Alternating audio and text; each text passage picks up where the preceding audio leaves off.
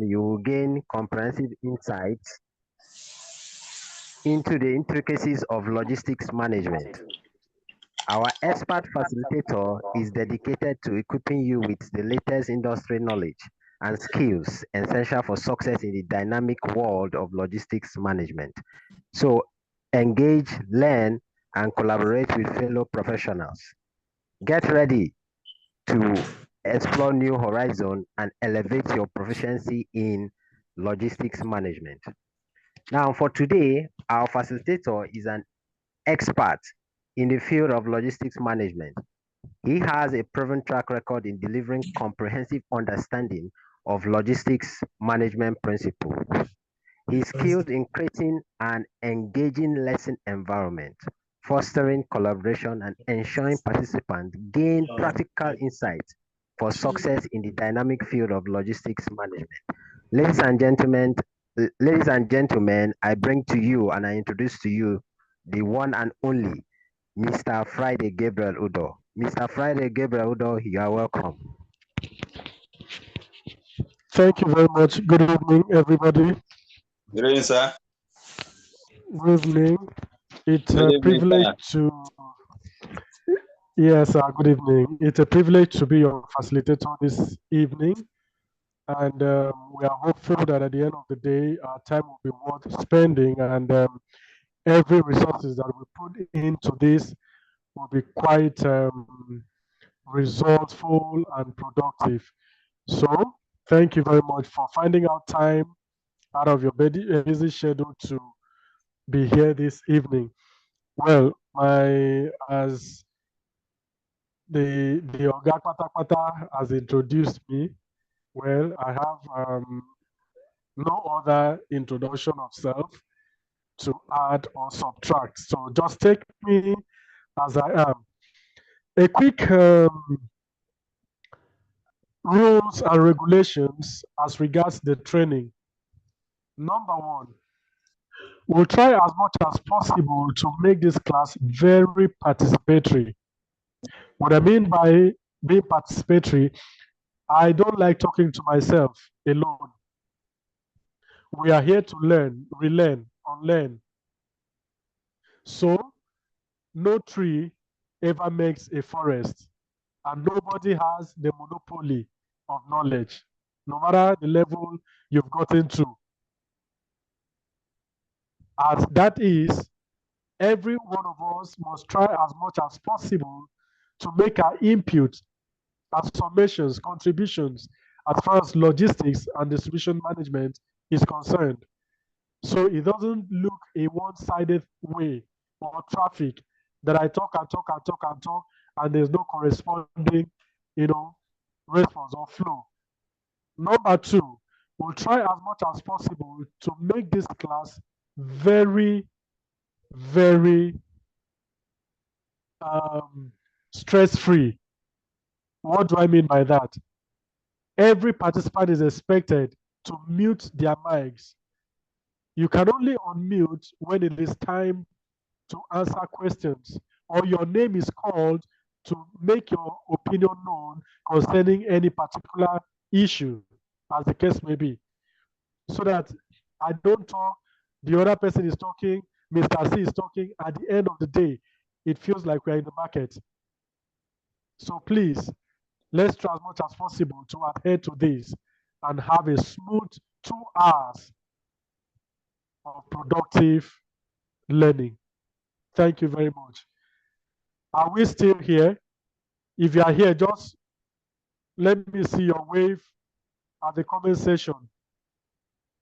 Just wave at me at the comment section. I'll be there to see who is listening and who is ready for us.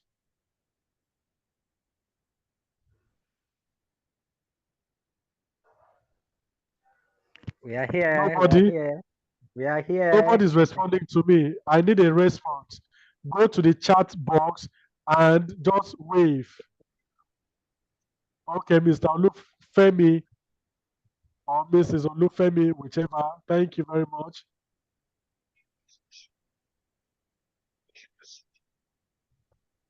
Thank you.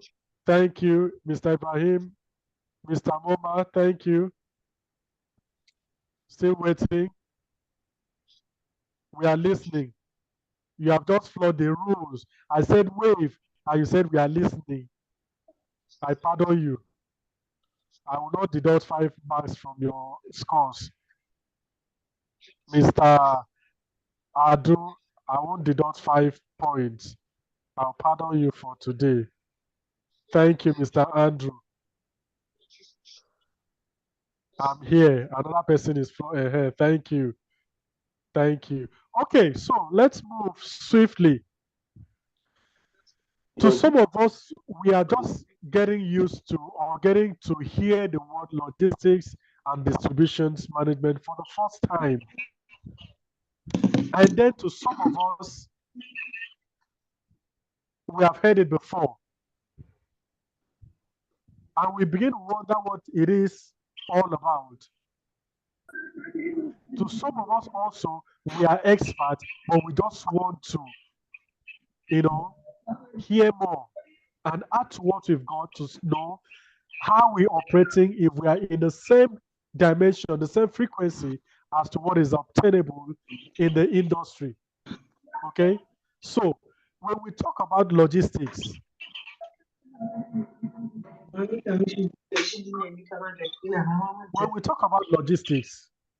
we are making reference to the overall process of managing how resources are acquired.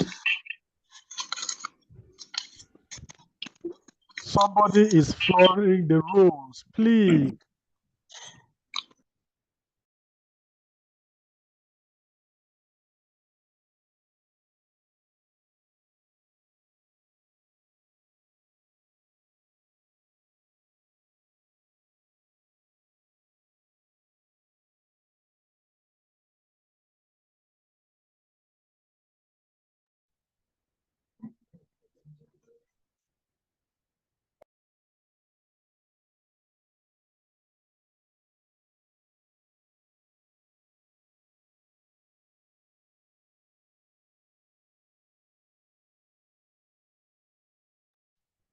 And then management. That in the course of this, we'll begin to explore to understand the relationship between logistics and the word management, knowing fully well that there's nothing that happens in any endeavor of life, in any field of life, that management is taken out and then you have a result. It is absolutely not possible. How then does it relate to logistics? Like we said, we are talking about the process, managing how resources are being acquired, how resources are being stored, how resources are being transported from one location to the final destination. In other words, logistics is simply the movement of goods and services from one location to another. That is logistics. But what makes it more enhanced is the application, the introduction of management. What is management? Some of us are management students, some of us are managers, some of us are directors, some of us are, just name it. What is management? What is management? Mr. Olufemi, what do you understand by management?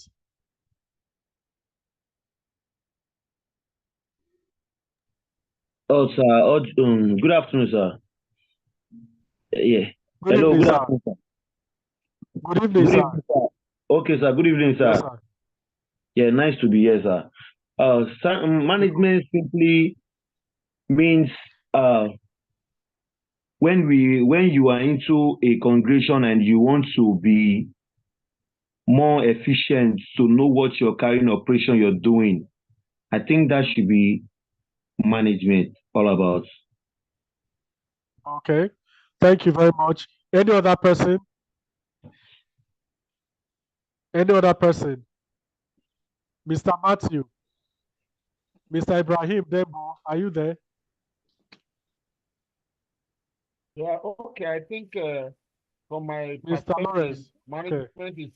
management is simply the harnessing of all other factors of production together to be able to have an endpoint product.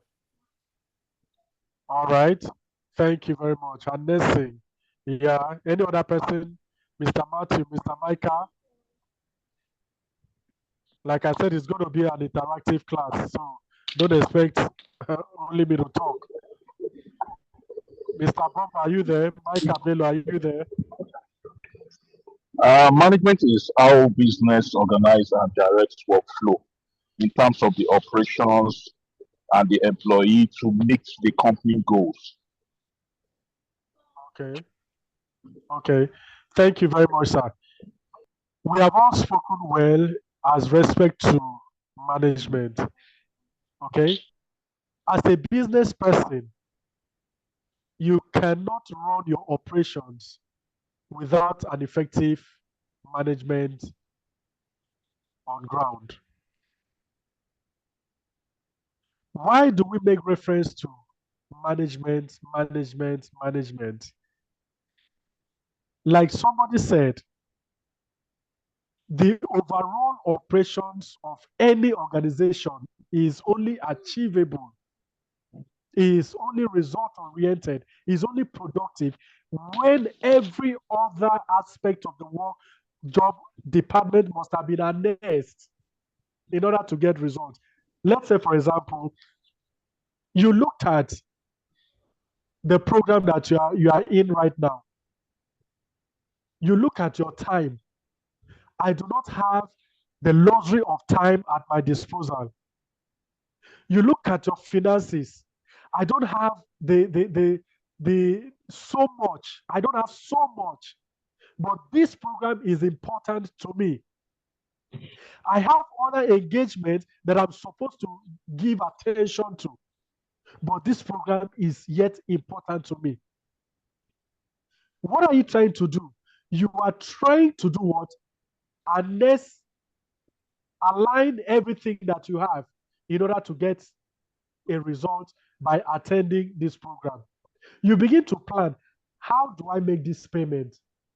Am I going to pay it instrumental? Do I have the capacity to pay at once? Okay, I have the capacity to pay. Now, do I have a functional laptop, a functional phone with internet facility that will help me? Okay, I have all of that. What time, how many hours is devoted for this program? What are the things that I need to forego in order to get myself available for this? That is planning. You are planning the whole aspect of this training. That is what is obtainable in every organization. You plan your human resources. How many people do we need in this organization? Are we overstaffing? Are we understaffing? What is the financial strength of this organization? That we are going on spending spree, that we do not even price before procuring our materials. What are other facilities that we have? Do we supply as at when due? Do we pick up as at when due? Who are the professionals that we have been able to assemble for the purpose of obtaining or attaining the objectives of the organization? The finance department, how proficient are they? The procurement department, how knowledgeable are they? All of this boils down to what? Effective management. Why? Because you do not have all the materials, all the resources at your disposal. Hence, anything that you have, you must be able to do what? Manage it effectively and efficiently. So in logistics, the same thing is applicable. Before I go into logistics, what is prompting me? What is the driving force to becoming a logistician? In the organization that I'm working with as a logistician, what am I not doing well that I'm supposed to do? What is the organization doing that we ought not to do? And what are we not doing that we ought to do? So you are talking about the managing how resources, so that we don't just end up sending 5 logisticians on the road just because of picking up a particular product, whereas one person could have done that and we save cost. We would have been able to take the nearest route to the destination if effectively managed. But without knowing, we go about using the long route and it's taking more from the organization. We are wasting products because we do not know how to effectively harness what we have. There are wastages everywhere. Why? Because we do not have the understanding of lean supply chain. These are the things that makes logistics what it should be. So we said that logistics management involves identifying prospective distributors and suppliers and determining their effectiveness and accessibility. So logistics managers are referred to what? Logisticians. Your ability distributors, your ability to identify prospective suppliers. It is one thing to identify a supplier, a distributor. It is another thing to understand how effective that person is, how efficient that person is, how accessible that person is, how productive that person is. In other words, whatever you do, it is not based on sentiment, but it is based on professionalism. It is based on ethics. It is based on standards. It's based on rules and regulation of engagement. Okay, so every one of us, as far as logistics is concerned, we want to know the dynamics, how it's being operated, and then the results thereof. Okay, I often ask a question, and the question goes just: what is the primary essence of business formation? Why is business formed? Why is business created? What is the primary function of a business? The primary function of a business. To make profit. Mr. Micah, Basically, is to provide goods and services. Then the end result is to make profit. the end result is to make profit. It's all about maximizing profit, Okay. sir. The essence of business is all value, creating value, Okay. delivering value, capturing value. creating value, delivering value, and what? Capturing value. Okay. The other person said maximization of profit. That is to him is the If I first. can contribute, Yes, please go ahead. it's for growth, profit, and sustainability. Growth, profit, and sustainability. Okay. Growth, profit, and sustainability. Maximization of profit. Okay. Adding value, creating value. Okay. We have all spoken well.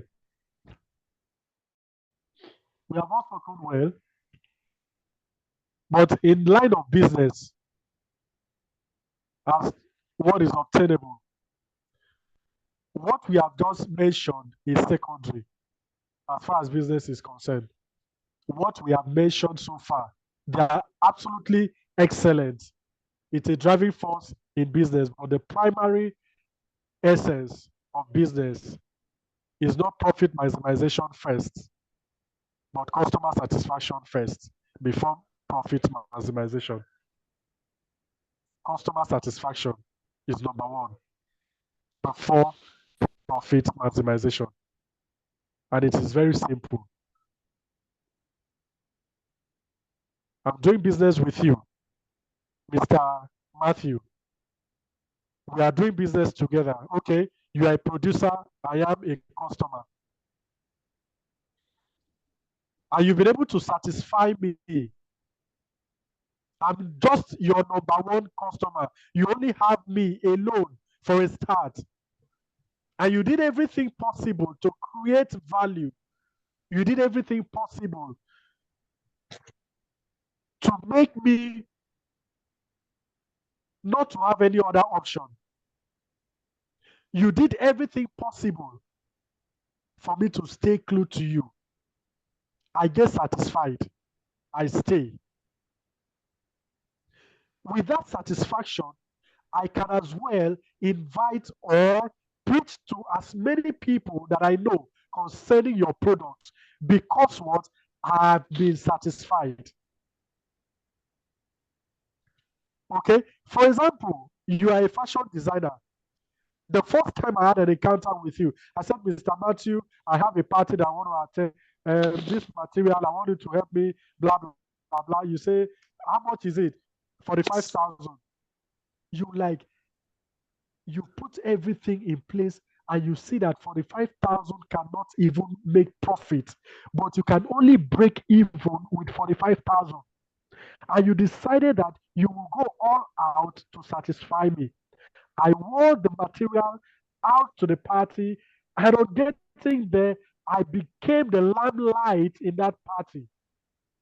People began, Mr. G, who is your fashion designer? This is, I said, yeah, he's one Mr. Matthew. You.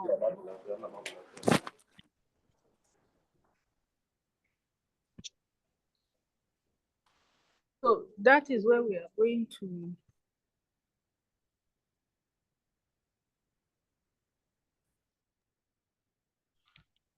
Hello. Hello, Go can you hear ahead, me? sir. Yes, go sir. ahead, we can We hear could you. not hear you for a minute. Also, All right. for some seconds. But we can hear you now. At the end of the day, I begin to give you customers. At the initial stage with me, you only broke even. You didn't make profit. But as the customers keep coming, you begin to, the material and the work is no longer for the 5,000. It became 60. From there, it gets to 70. From there to make, because you have been able to satisfy a customer who in turn decided to broadcast your work to other people. But peradventure, not satisfy me. Is there any reason why I will come back to you? The answer is no. Therefore, in every business that we go into, customer satisfaction birth profit maximization. Customer satisfaction gives birth to organization expansion. Customer satisfaction gives birth to organizational image, projection, and what have you. That is how businesses grow. Even as a logistician, that is how the company of logistics grow. What happens if you have 20 people that are giving complaints every now and then? Their product is getting missed. They get to the wrong destination. They get the wrong timing and all of that. At the end of the day, you begin to do what? You begin to lose customers. Don't forget, you are not the only person in that organization or in that line of business. So that is how businesses work. We talk about the prospective distributors. Who are they? Who is a prospective distributor? Who is a prospective distributor? You can contribute, please.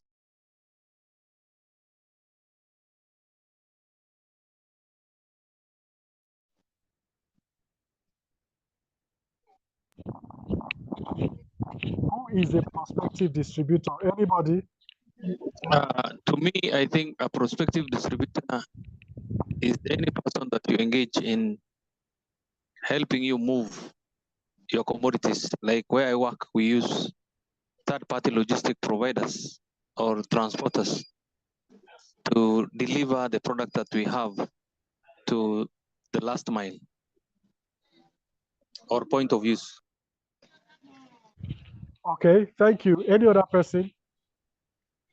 Prospective suppliers, prospective distributors, who are there? And what influence do they have in your business? What influence does a prospective distributor or a prospective supplier have on your business? I want it well explained and well articulated. Anybody, please.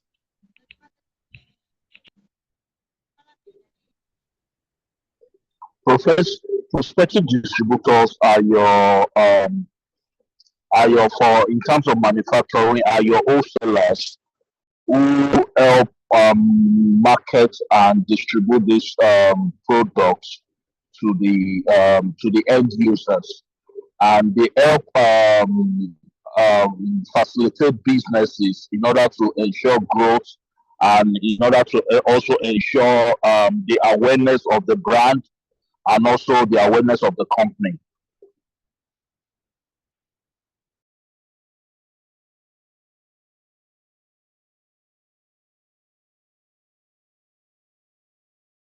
Any other person?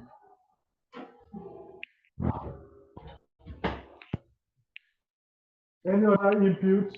Okay, I think prospective distributors are those individuals or your market forces that you've been able to identify in order to help facilitate or propel the market forces for you to meet your target or demand for the day.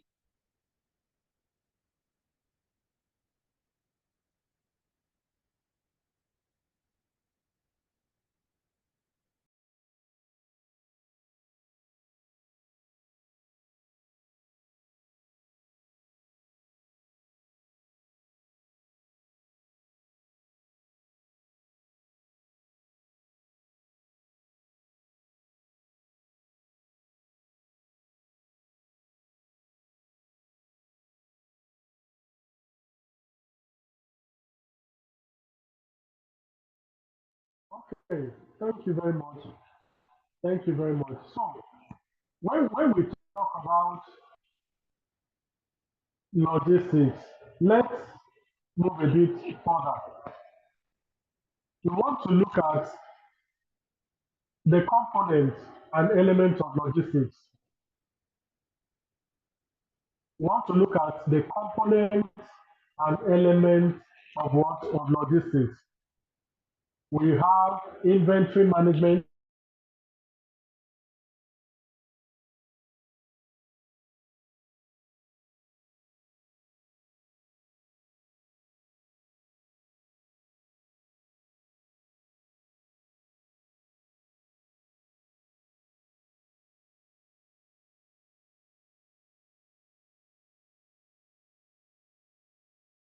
Okay, so these are what some of the components of logistics. And I want to ask, as far as logistics is concerned, why is demand forecasting an essential aspect? Why is demand forecasting an essential aspect in logistics?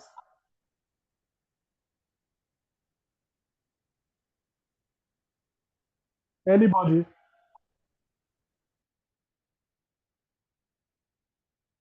Anybody?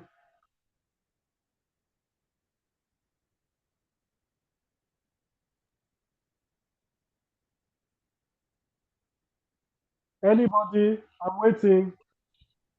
Yes, I think one of the reasons for the demand for logistics, or why it's an essential aspect of this area of trade, is because, one, without the logistic department, definitely the movement of goods from one point to another cannot be determined. I think that is my contribution towards that. Okay. Any other input? Any other input? Well, demand forecasting, it helps to predict. Yes. It helps to predict what customer demand would be for product or services. Okay, thank you, sir.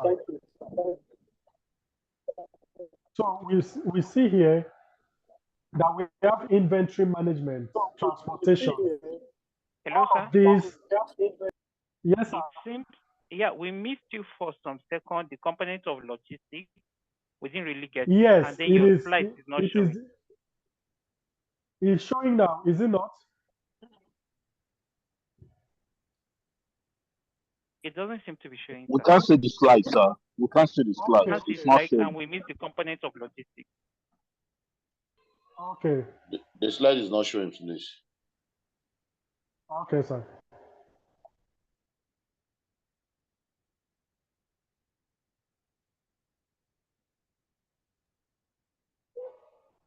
Let me work on that, please. Just a minute.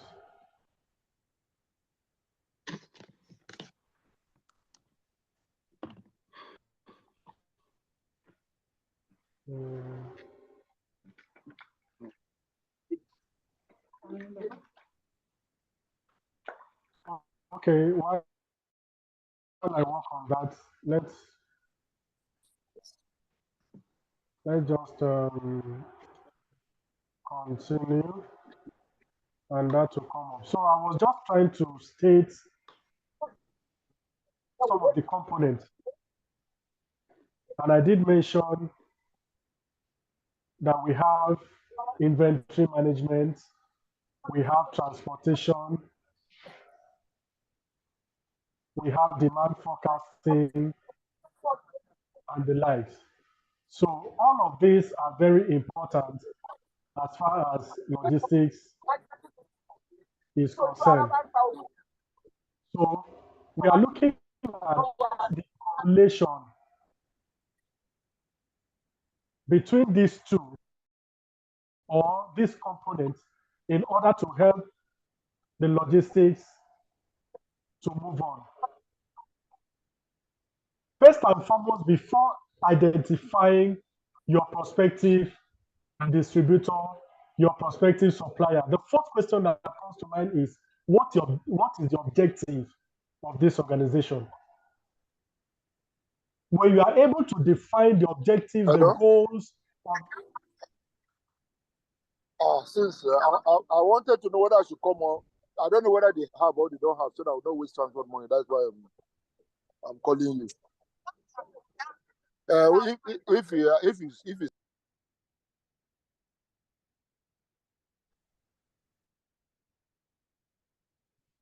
so we want to understand. I was waiting for that person to finish up so I can continue. We want to know what is the objective of the organization, what is the goal of the organization. When you understand the objective, it helps you to also identify who your potential supplier will be. Because you are driving in a different direction and some other person is driving towards another direction, it doesn't help.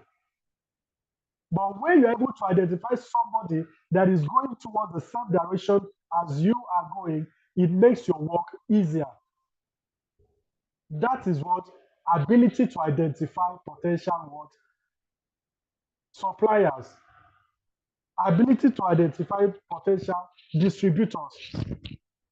Do they align with the policy of the organization, with the goals of the organization?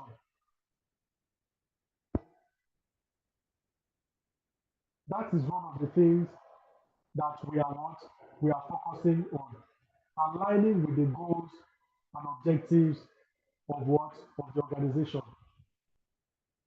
For you to run a logistic company, you need to understand if you have the facility for such.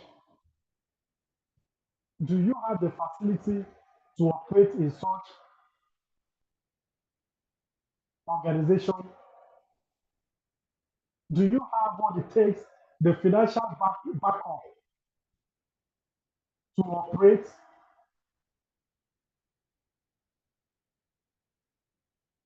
Do you have the information at your disposal. What is the level of your customer service? Are you customer oriented or not? Do you believe in customers or you don't? Do you believe that one customer is equivalent to 20 customers? You may not believe that, but that is just the honest truth. So at the end of the day, we will try to understand your level of understanding with what? With the customer service department. How customer base are you?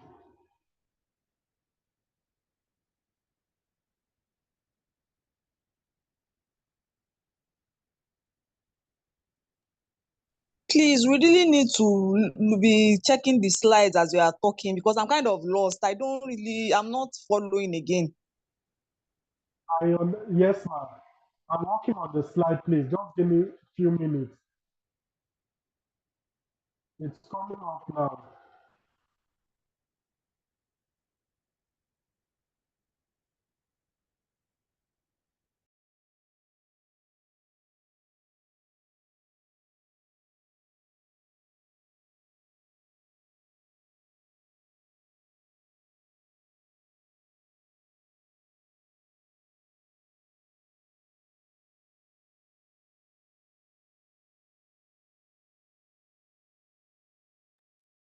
Okay, so please, the host, can you enable me to share my screen, please? Kindly enable me to share my screen from your end. Thank you.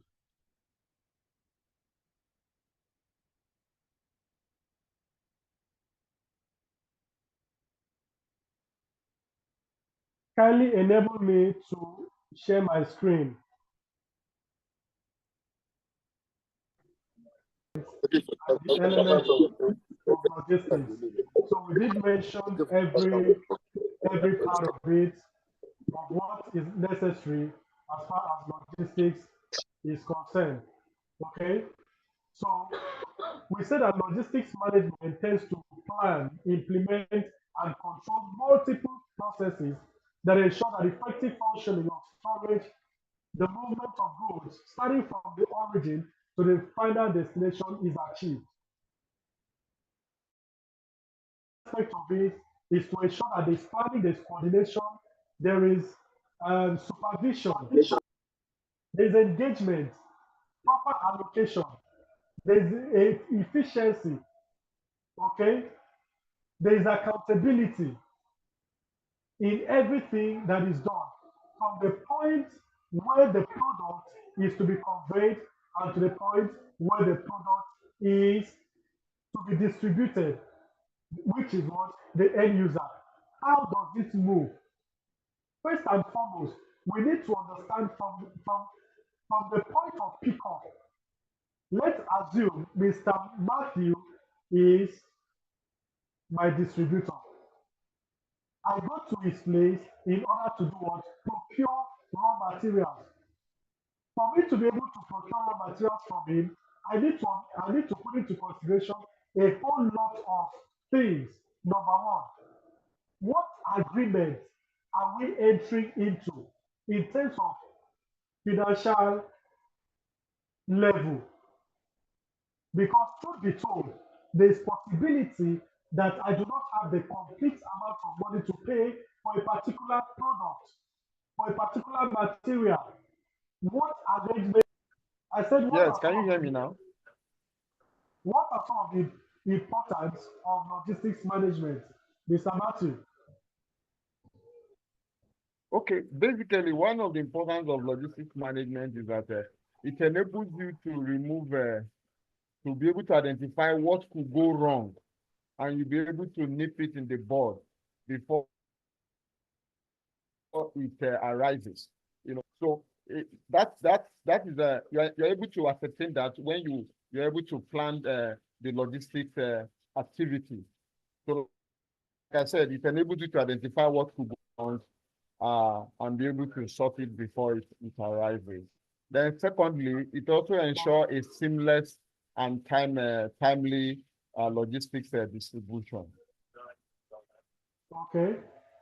Thank you very much. Any other person? Any other person? The importance.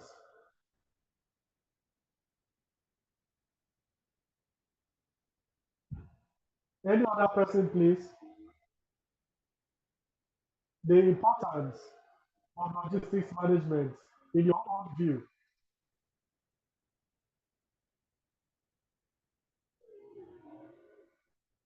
Any other person?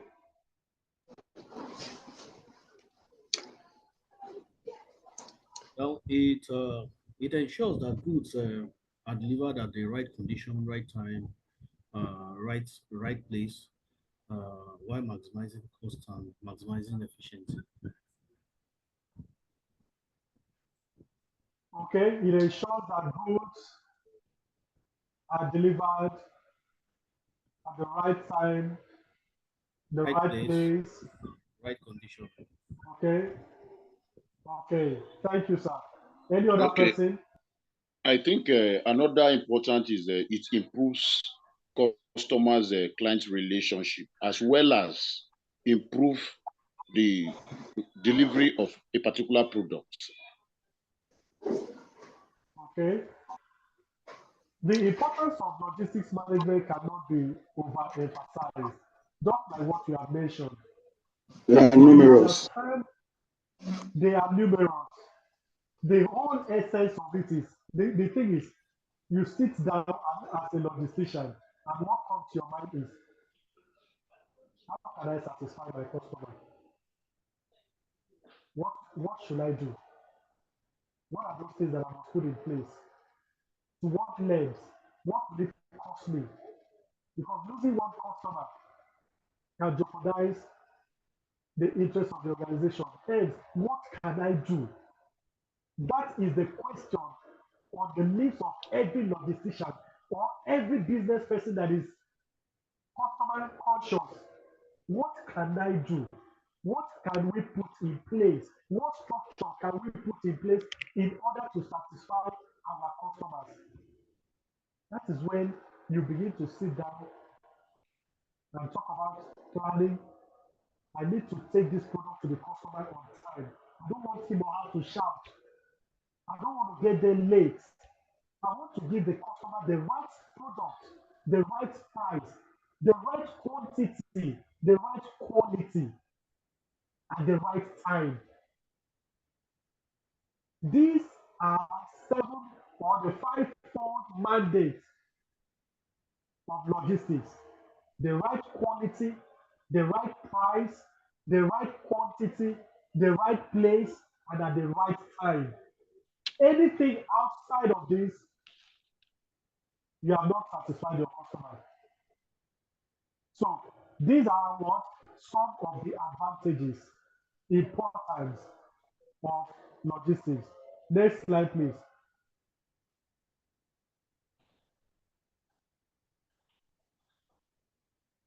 Next slide. We say that it boosts business profitability. One of the importance is that it boosts what business profitability. Like we said, when you are exceptionally good at what you do, you don't beg for profit to come in. You don't struggle for profit. It comes naturally because you have been able to put down everything needed, everything that nature demands in order for profit to flow in. You have done that.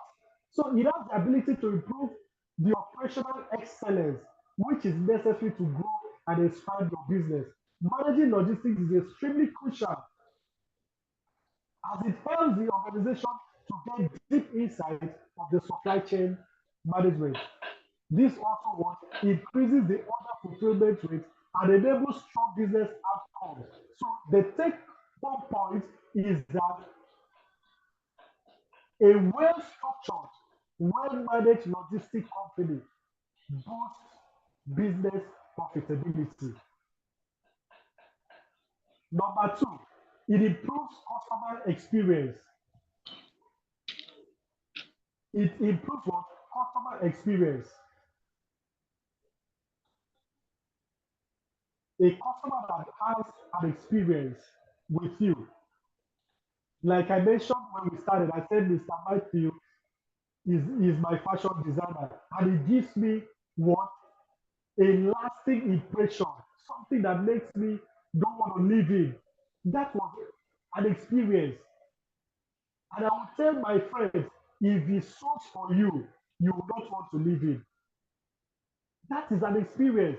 Why am I sharing with them? Because I've gotten an experience doing business with Mr. Matthew. So when you have a functional logistic company, it improves customer experience. Okay? You don't need to struggle. They help you to build your brand. They help you to advertise your brand. You do the advert less, but they do the most part of the advert. That is number three. We said that it reduces what? Operational cost. It reduces what? Operational cost. Like the last person mentioned, when you have an effective, efficient, well-structured organization on ground, wastages is reduced to its barest minimum. Then you begin to understand the importance of lean supply.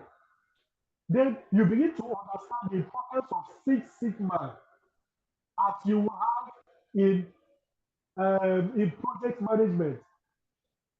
Lean Sigma, Lean Six Sigma, Lean supply chain.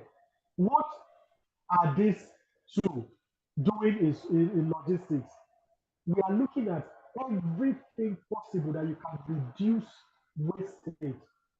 And we say that wastages is not only when you produce products and they are bad. No, that is not wastage. Do you know that for me to get from Abuja to Lagos, and I decide to follow road where I have the option of going by air, that is wastage on the part of the organization, because getting to Lagos by road will take me 14 to 15 hours. Whereas if I'm going by air, it takes me maximum 1 hour. I'm already in Lagos. So what do?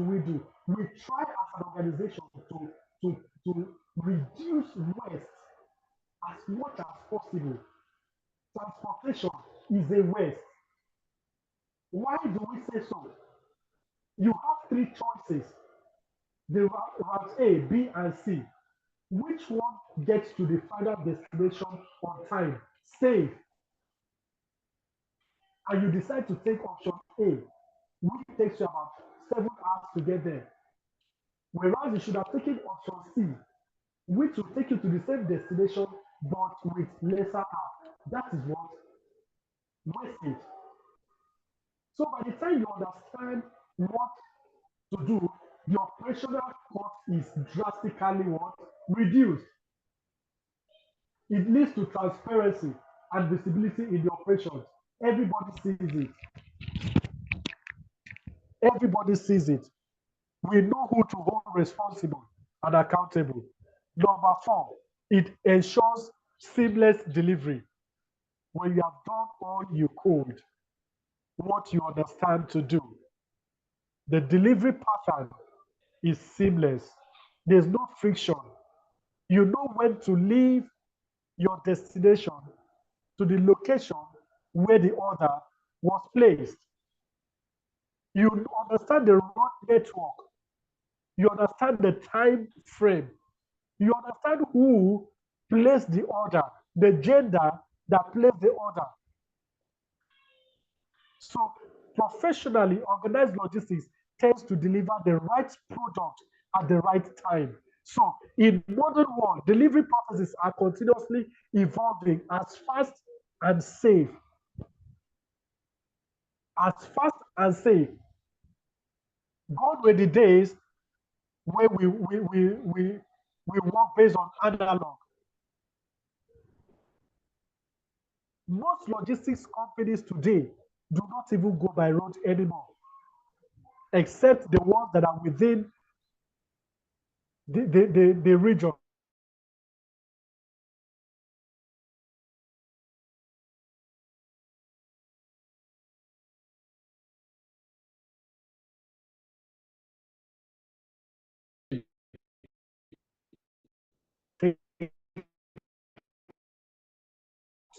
They are products that you cannot compromise.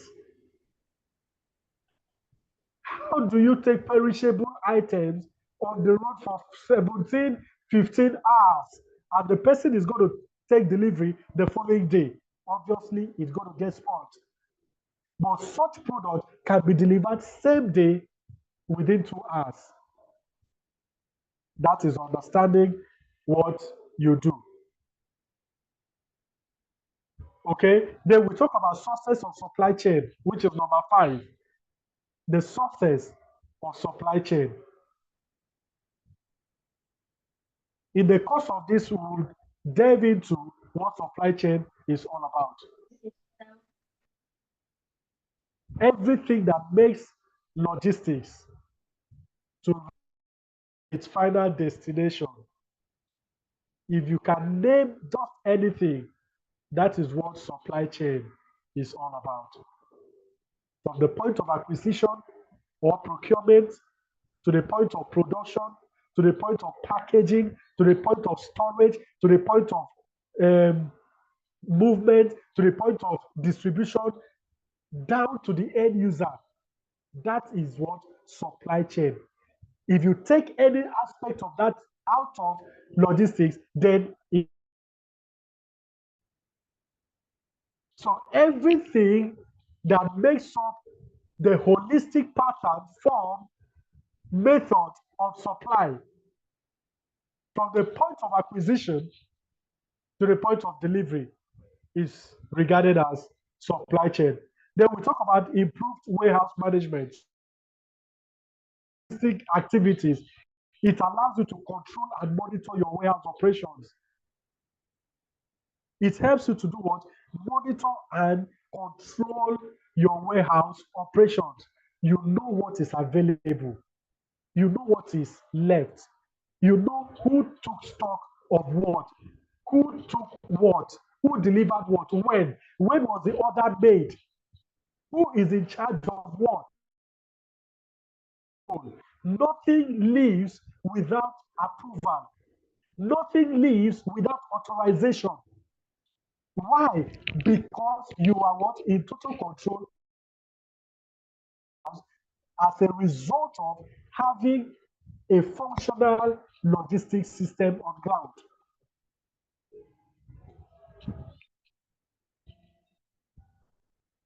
So, warehouse management activities involve the storage and materials handling of goods. That is just what warehouse is. Where goods are kept, where goods are managed, where goods are stored, where goods are retrieved, where goods are distributed. For safety, that is warehouse. And sometimes, like we said before, warehouse can be outsourced. You can decide to collaborate with somebody because you do not have the facility of your own. Okay? You can decide of this, you have a section of this, we pay the rate as it will be shared. The security, we pay. The handling, we pay. Then we said that it also enhances visibility. Logistics enhances what? Visibility. It means that you are known. You are known. There is no organization today that does not know DHL.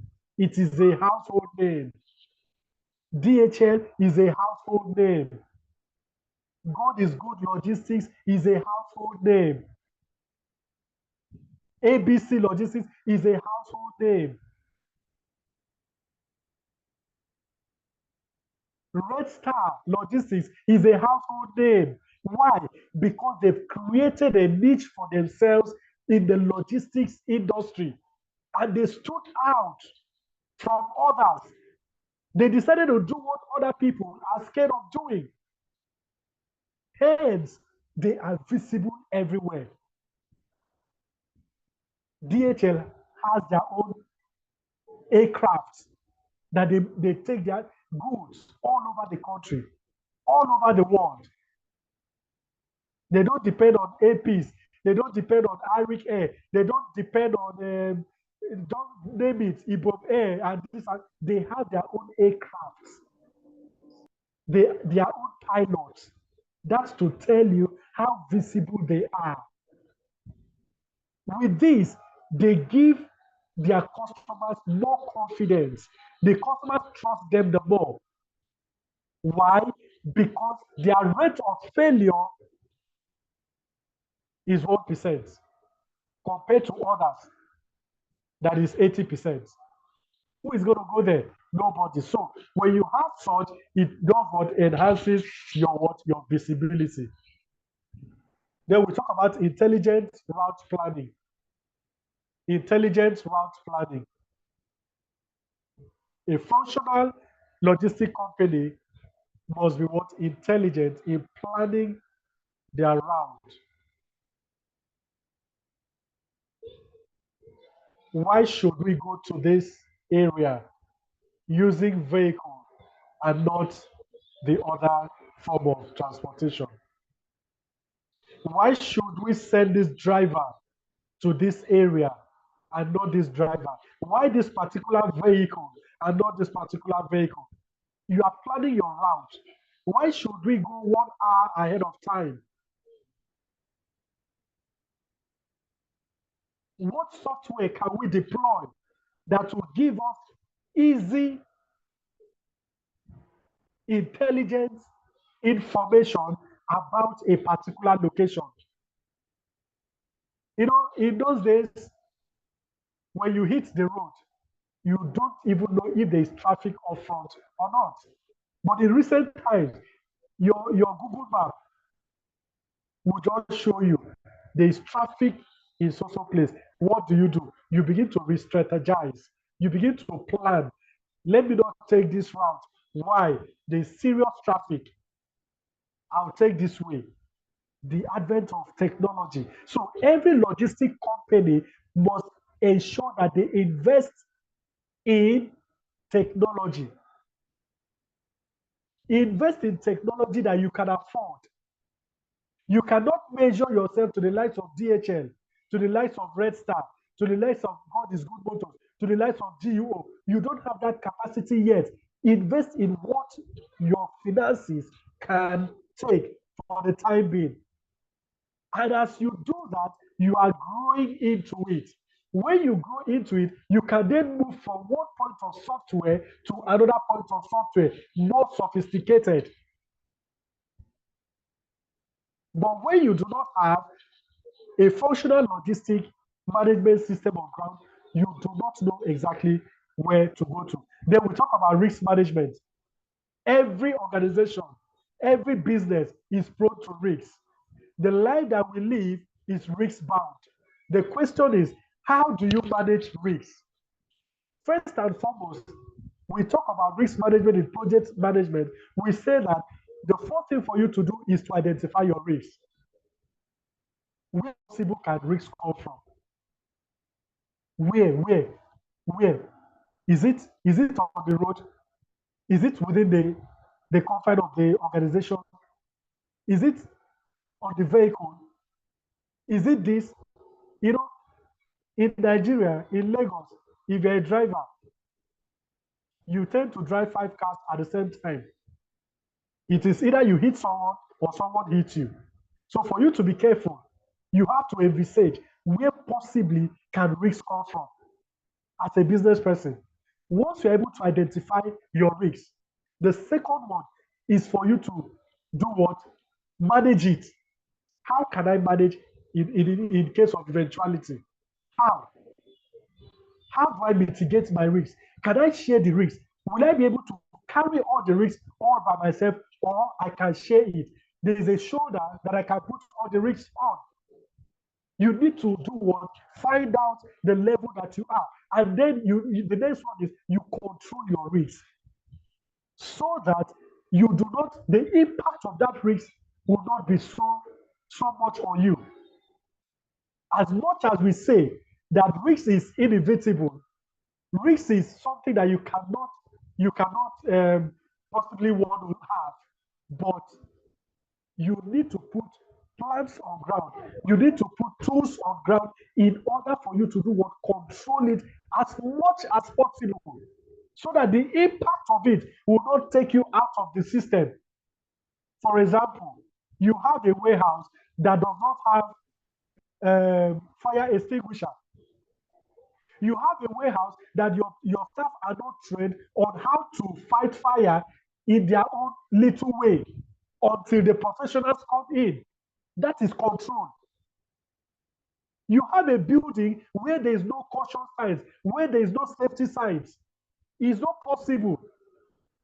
You have your staff where they are not trained on the importance of safety. Knowing fully well that in every organization, safety is number one. We may not make profit, but safety cannot be undermined. Because when there is no safety, it affects the lives of your workers, and the impact will be quantitative and qualitative. It affects the operations of the business. Therefore, risk management is very important. How can I manage the risks? There are people that do not believe. They say, don't worry, God is with us. Nothing is happening. We have prayed and we have fasted. We rebuke, we bind it is not working. Don't let anybody deceive you. Whether you are a Muslim, whether you are a Christian, risk does not answer to anything such as religion. You do the right thing, you take your risks. You open yourself up and it bounces on you. So, every logistician must understand the importance of risk management because of the adverse effects, the impact on the organization and then the workforce. Okay, so logistics management can develop an effective approach of risk management to minimize the impact of business threats. Streamlining the logistics planning process is important for creating value for customers. You know, in project management, we always make mention of the word what if. What if scenario? That is the question on the lips of every project manager. What if you have done everything needed to be done professionally? You have heeded to all the advice, to all the framework, and yet something still happens. What if scenario? What if, as we are taking this product to the end user, something happens on the road? What are we going to do? What if the product is tampered on? What are we going to do? What if we get there against the time and the person refuses to collect the product and request for a refund? What are we going to do? What if there's an accident that the driver doesn't get to the destination? What are we going to do? These are what if scenario cases that every logistician, no matter how prepared you are, must put into consideration. The 7 R's of logistics: the right product, the right quantity, the right condition, the right place, the right time, the right customer, and of course, the right price.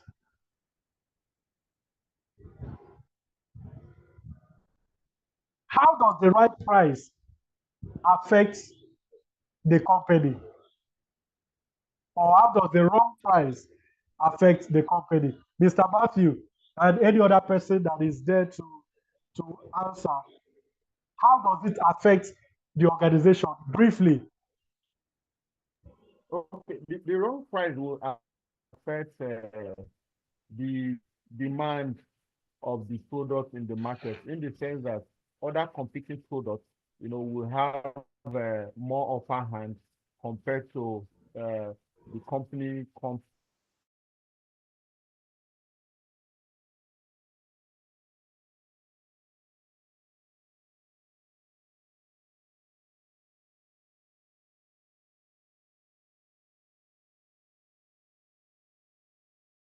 and other factors put together, the demand for your product increase, which eventually increase revenue for the organization and also increase profit margin. Okay, thank you very much. Any other person? Just one more person?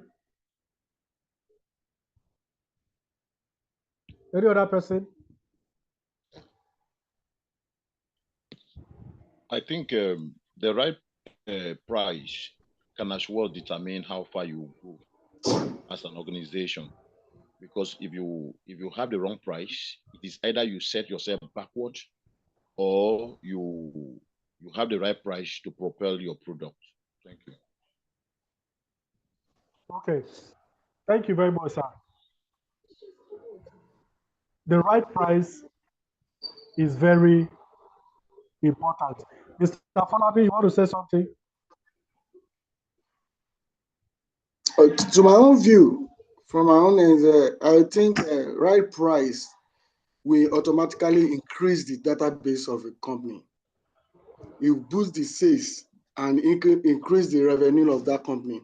And the wrong price will drastically reduce the customer base of a company, because you give an opportunity to the other competitor to increase their own database. Thank you. All right. Thank you, sir. Yes, we've all said well. When it comes to the right price, one thing is paramount. Understand your customer. Secondly, understand the line of business that you are in. Thirdly, understand what you can offer. For every business that does not care about fixing their price, not considering every other organization that are doing the same thing with them, one thing is sure: they have built the trust when it comes to quality among their customers. They have built that trust. There are people, customers, that are not particular about price, but they are particular about quality. Am I correct? True or false? All right, but at times, sir, you are right. But at times, no matter how quality your product is, there are some other competitors' brands. They are quality as well, but their price, well, the more maybe you place your own price higher than the other brands, which are more quality than yours, automatically your sales or your database will drop. That's what I just think, because in organization sector, if you get the price wrongly, then the company will lose a lot of customer base. And yes, sir. I think I totally understand from that point of view. Like I said, when your customers have gained your trust, when it comes to quality, when it comes to delivery, like we said here, the right product, the right quality, quantity, the right condition, the right place, the right time, the right customer, then having the right price will not be an issue. I will give you an example. You see, like I stated before, you need to understand your customer. You need to understand what you can offer. You need to understand what you can do, your quality. You just came into the market as a newbie. You've not done your feasibility studies. your market survey, customer survey, and what have you. And the next thing is you fix your price, because the people that are doing the same thing with you have pegged their own price for 100 naira. You just came into the market and are pegging yours for 100 naira. It doesn't work. The only thing that will make you to stand out is trying to do something distinct, trying to do something different in order to get the trust, the confidence of your customers, your prospective customers. Let's say, for example, you are into production of bottled water and what have you. Yeah, bottled water. Currently, the price of bottled water is 150, 200 naira in some places. Your brand is not known. Nobody knows you. No supermarket knows you.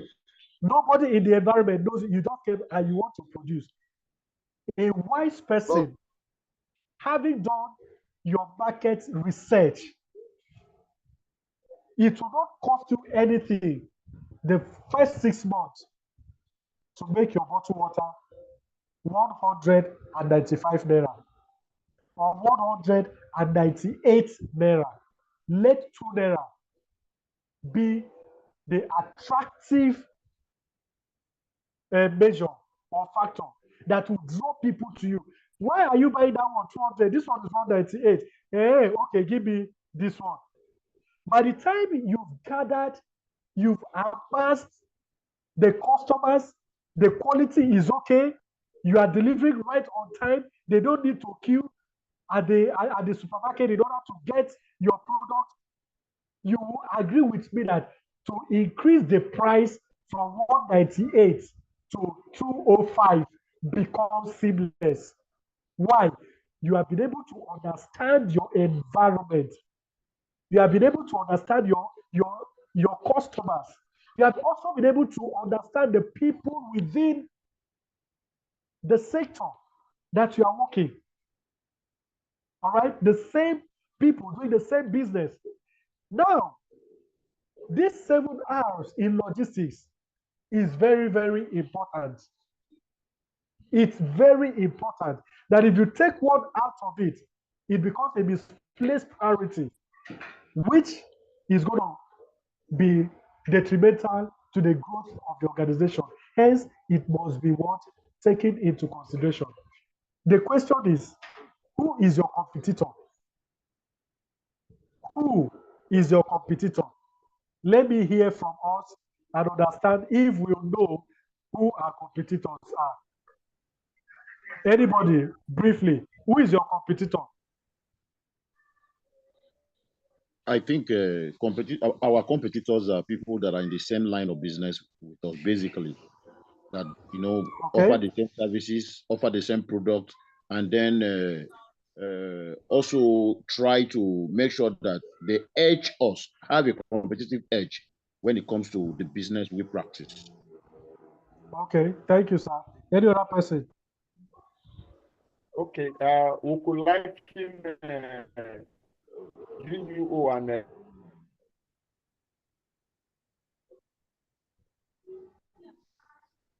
Hello?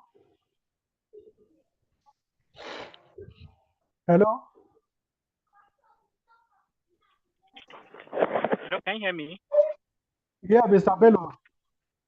Yeah, our competitors primarily, I think are people that are customers that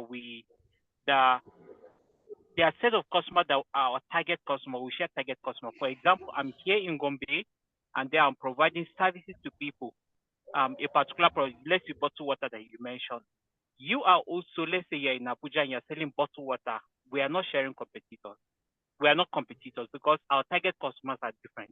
Even though it's people that buy water, but within the region whereby we operate is totally different. But my competitor will be somebody that is probably within my estate, that is also, or within my state, that is also targeting the same people I am targeting to, the customers I'm targeting to sell to. Thank you. Okay. Thank you. One more person.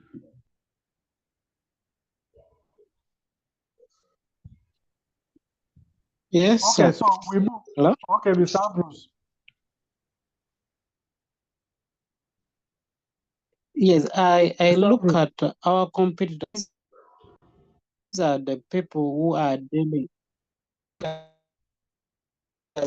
people that are dealing with the same product in the business that are targeting our same customer. So meaning that yes, they have the product as well as the product that I have, and they're targeting our real customer. So they will be competing with us. Maybe there are a number of things that we really look at: the quality of good, the customer care relationship, so that we are able to compete in a competitive environment. Thank you. Okay. What I'm about to say is debatable. It might sound so odd. It might sound logical. It might sound otherwise. In today's business, we do not look at people in the same line of business as we are as our competitors. What we look at as our competitors is our past performance, is ourselves. We are the competitors of ourselves. How does this work in business? The truth of the matter is, Mr. Mr. Matthew is producing bottled water. I'm producing bottled water. We're in the same line of business. He has his own space. I have my own space. He has his own targeted market. So do I. He has his own finances, everything. So, what we are now competing, what I am now competing is about my past or my previous performance. Like I said, it's debatable. I am competing with myself. I'm competing with my goals. I am competing with my objectives. I am competing with my standard. I am competing with everything that is there possible for me not to leave that market. Hence, I do not care what Mr. Matthew is doing. I do not care the number of people that Mr. Matthew has. The customer that he has, I don't care. All I care about is how do I satisfy my own customers that I have, so that my performance does not go down, does not decrease, but rather it will keep on increasing. It's like somebody that is in university, first semester, you got maybe 2.2. Any other student within the faculty or within the department is none of your business. Your business is how do I come out with 2.1? If you were sleeping before, you stop sleeping. If you were going to parties before, you stop partying. If you were doing things that ordinarily would not take you to a 2.1 level, 2.1 grade, you stop it. That is what competition in business is all about.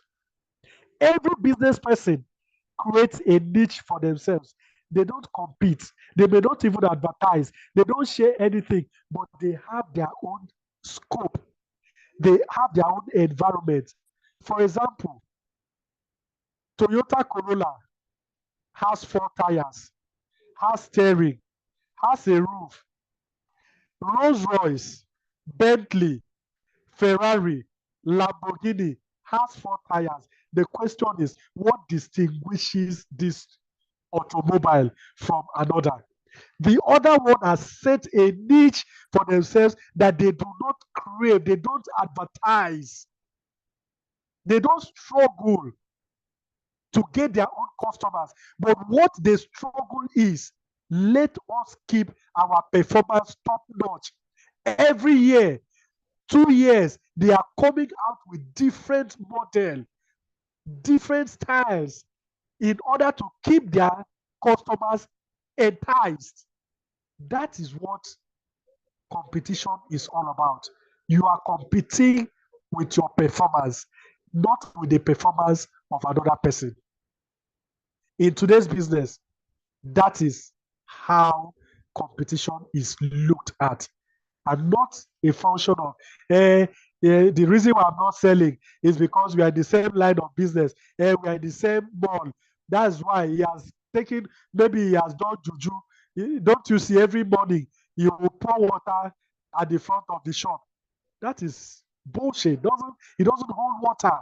When you create a niche for yourself and do things distinctly, your customers will come in spite of anything. That is the difference. How many times do you see on your national dailies, on your television, that Rolls Royce is advertising? No. All they do is they call their customer base. We are coming up with Rolls Royce Phantom XYZ in the next 2 years. Are you interested? Place order. But Toyota Corolla, they advertising all and all that. Why? The difference is clear. So, competition is not people that do the same business as we. We are competing with ourselves. From our last performance, I want to consolidate from where I am to where I ought to be. For example, the bottled water that we talk about, I'm producing bottled water. The other person is producing bottled water. The question is, what can I do? I decide to attach handkerchief, or I decide to attach a small sanitizer on the bottle. Just wrap it neatly. A little sanitizer. That alone can give me competitive advantage. But if I say, okay, let me keep on producing water, no improvement, there's nothing, no innovation, I am just there. It means that I am stereotyping. I am doing the same thing year in, year out without improvement. How will I then grow? I will still be where I am. Tomorrow, I'll say, hey, it's Mr. Matthew. You see, he drove people away from. It doesn't work that way. Like I said, it is debatable. Okay, so let's look at warehouse management system. Warehouse management system. Slide 20. Warehouse management system. We talk about the manager. How do we manage the warehouse? You must have what? A manager. You must have a fork truck. You must have a well-ventilated warehouse facility. Okay? You must have trucks. From this picture here, you can see how it works. There is loading, there is offloading. There are certain materials that you cannot just use your hand to pick, but you use the fork trucks for safety reasons, for efficiency, for more results. Okay? So when you have all of this, distribution becomes easier. We are able to load on time. We are able to offload on time because we have all the necessary equipment, the necessary tools that enhances our productivity, that enhances results. Okay, so we said that warehouse management involves the control and administration of warehouse operations, where equipment, materials, goods, and other valuables are kept. Administration of warehouse operations. Everything that goes on there, from the point of putting, storing in, offloading, packaging, shelving, numbering, and what have you, within the warehouse facility. Everything that happens there is the administrative function of what? The warehouse manager. He knows what is available. He knows what is not. He knows who took the last order. He knows who authorized.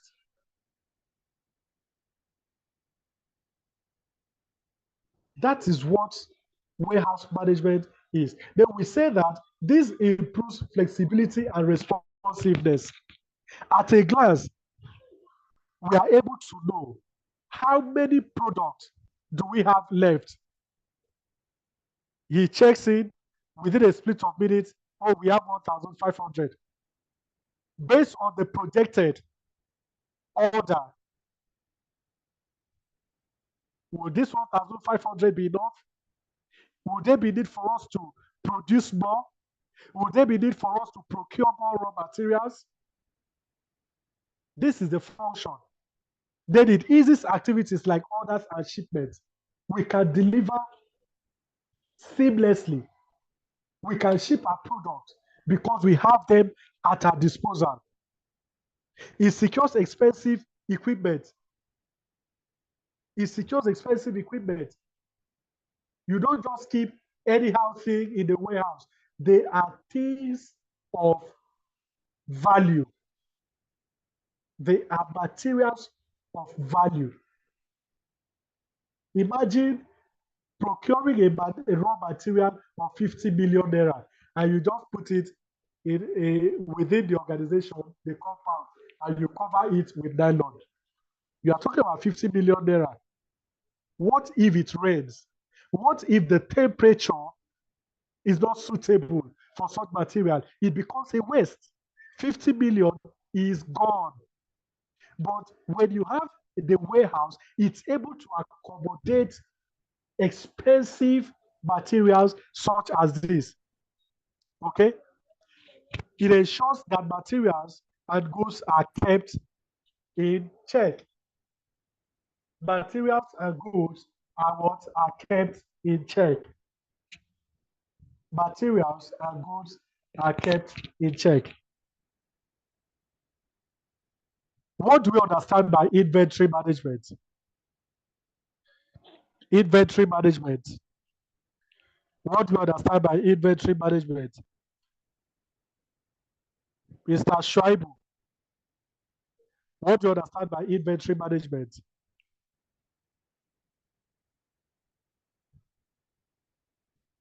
Mr. Schreiber, inventory management. Any other person, inventory management.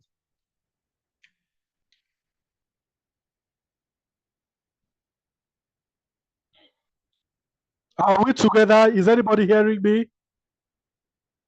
Yes, we are with you. We are hearing you. Yes, we can hear you. We can hear Okay, you. what is inventory management, sir? In your own understanding. If you are hearing it for the first time, don't say I'm hearing it for the first time.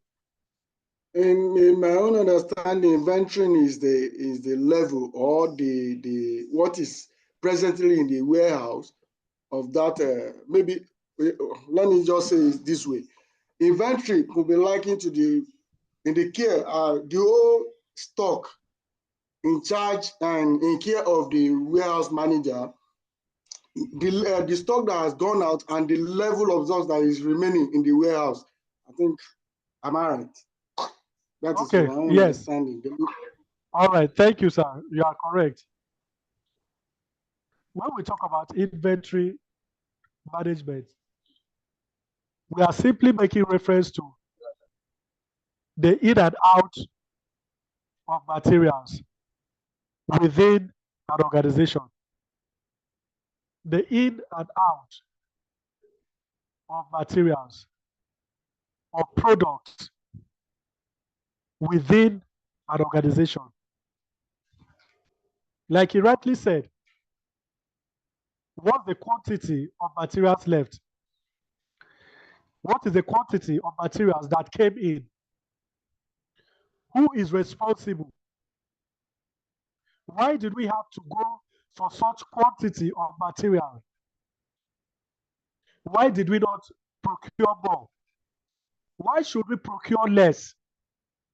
This is talking about management. The reason for it is that You are trying to do what? Ensure that wastage is curtailed. Wastages is curtailed. Okay? So you have requests for 1,000, and the material that you've ordered for, the production that you have produced is about 50,000. How do you marry that? Oh, you say they will buy. What if they don't buy? Why did you have to transform the raw materials to that extent? Why?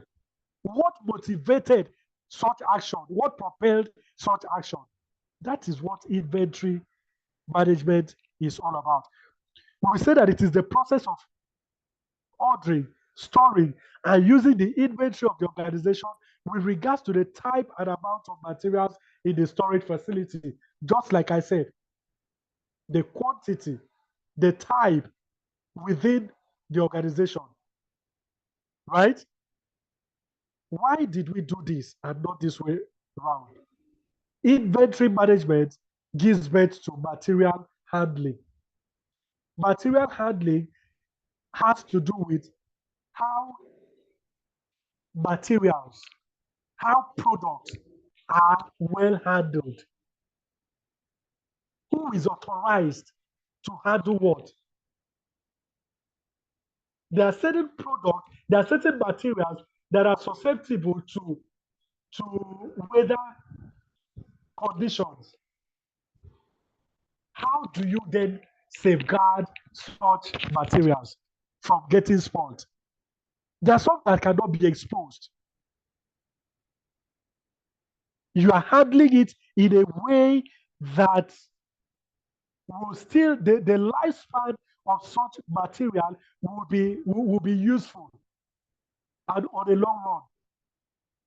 The way you handle your glass is different from the way you handle your plastic. The way you handle your iPhone 14 Pro Max is different from the way you handle your Nokia 3310. Why? You look at the value. You look at the usefulness. You look at the effective and efficiency of the product, the lifespan of such product, how volatile such product is. Okay? That is what material handling.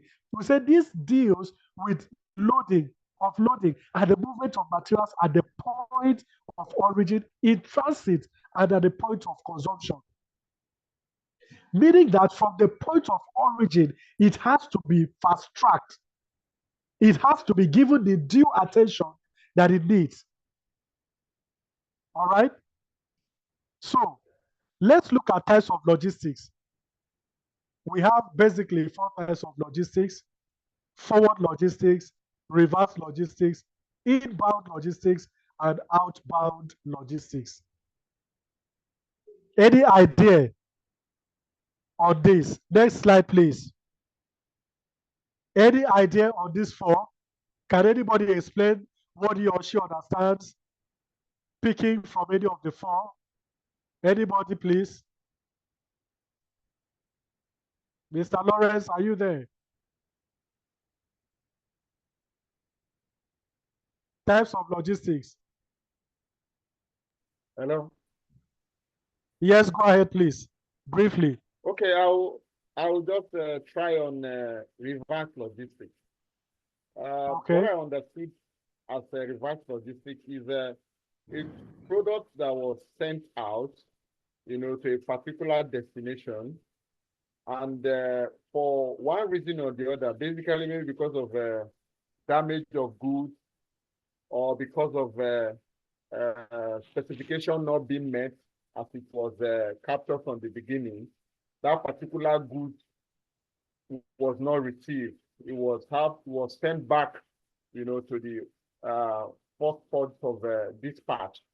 So that is called reverse logistics. It actually got to the point, but for one reason or the other, either default in design and other branding, it was rejected and it was reversed back to base. Thank you. Absolutely. In fact, I'm clapping for you. Absolutely correct. Absolutely. Absolutely correct. Any other person? Inbound, outbound, Hello. forward logistics. Yes, please. Go ahead. Hello, sir. All right. Go ahead, please. I'll be commenting on inbound logistics. Okay. Can you hear me? Yes. Yes, Is please. Go inbound ahead. logistics is a simple procedure in terms of supply of materials or equipment into a business. Then you bring in something like a supply into a business. It kind of refers to that of advance. Advance, like more or less dealing with maybe moving goods away and products from a customer. So that is what the inbound, you're supplying materials into a business, into a warehouse, into a company or thereabout distribution, while the other is taking out. Thank you. All right. You are absolutely correct too. I'm clapping for you too. Well done. Well done. These things are just what we see on everyday dealings. Okay? You went to Jumia app and you placed an order for a particular product. What you ordered versus what you received. On the catalog over there, it was showing lemon green. On bringing to you, you are seeing cockroach green. If there's any color like that, though, you are seeing cockroach green. And you say, no. This is not what I ordered for. That is what reverse logistics. Somebody must have missed a particular detail. Somebody must have missed an information and then decided to give a wrong information, hence the cockroach green. So these are things that we must be careful of. If there's a reverse logistics, there are things that we must do. First and foremost, why? The question is why, what, when, and how. How did it happen? When did it happen? Why was it returned? What are we going to do? That is the question. So you don't end up fighting your customer. Hey, is it not what you ordered? At the end of the day, you still take the material back. You would have lost that customer because the trust will no longer be there. Okay, if I place another order, what is the guarantee that they will not make another mistake again? Most of us say that thing. We make those statements, sometimes consciously or unconsciously. What is the guarantee that such mistake will not be made again? It shows that trust is getting faded. Confidence, reliability is getting faded. That is reverse logistics. Forward, of course, we are taking it outside, right? Then the inbound within the organization, we get maybe a material, a product, in order to enhance another area of the business. Okay? So, objectives of logistics management: to choose the most effective transport route, to identify the best delivery method. Every logistician, every logistic company has this to battle with, these objectives. I want to transport the product choosing the most effective, the most efficient, cost-effective mode of transportation and transportation route. So you do not take decisions just because you want to take decision. You are taking decision because it is healthy for the organization, it is healthy for your customer base. Secondly, to identify the best delivery method. How do we deliver products? Next slide, please. How do we best deliver our products? That the confidence, the trust that we built over years will not be shredded away. So these are some of the objectives. My objective is, no matter what is going to cost me to satisfy my customers, I will go all out to ensuring that I implement that. Why will a company or a customer bypass another company to go to another logistic company? Why? Because over the years, they have used that logistic company, they have not failed them. Even if they fail because nobody is 100% correct or yeah, but they have a way, of reaching back to the customers. That is why communication in logistics is very important. Communication in logistics is very key. You do not work based on assumption. You do not work based on what you know. This is how we do our things. So nobody should come and pressure us. So how much you even pay self? Where this is, it doesn't work that way. Communication between the company, the dispatchers, and the end users is very key. At every point in time, let your customer know exactly where that product is, at what level the product is. For example, something just happened just yesterday. I've been out of town, and when I came back, I just met my wife, like, okay. I looked at, she was so worried. I said, what happened? Say there's an urgent document that was supposed to be sent to NYSC for student mobilization. And the students were supposed to leave for camp today, Saturday. Now, the logistic company that they used, Red Star, the document was sent on Wednesday. For that Wednesday, it showed on their system that the document has left Lagos. It has left Lagos. It has left Lagos. Till today, the document has not arrived its destination. Tell me, tomorrow, will they want to use Red Star Logistics anymore? No way. No matter how cheap it will be.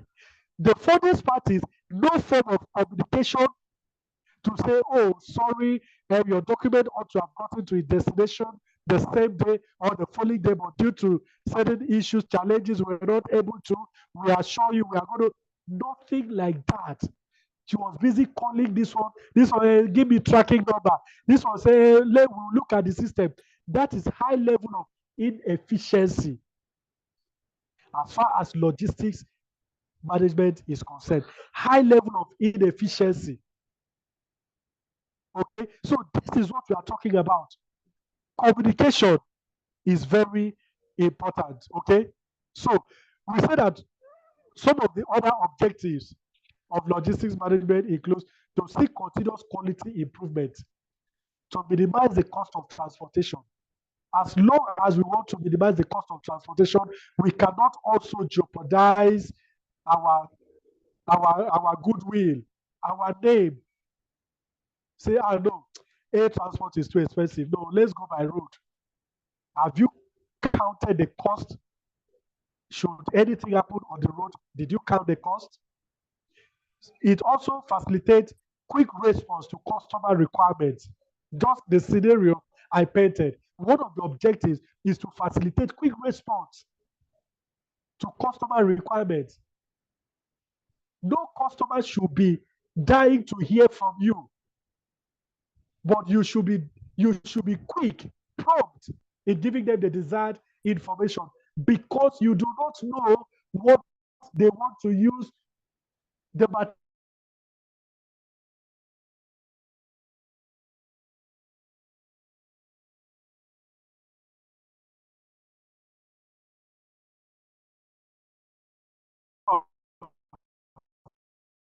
one of the objectives.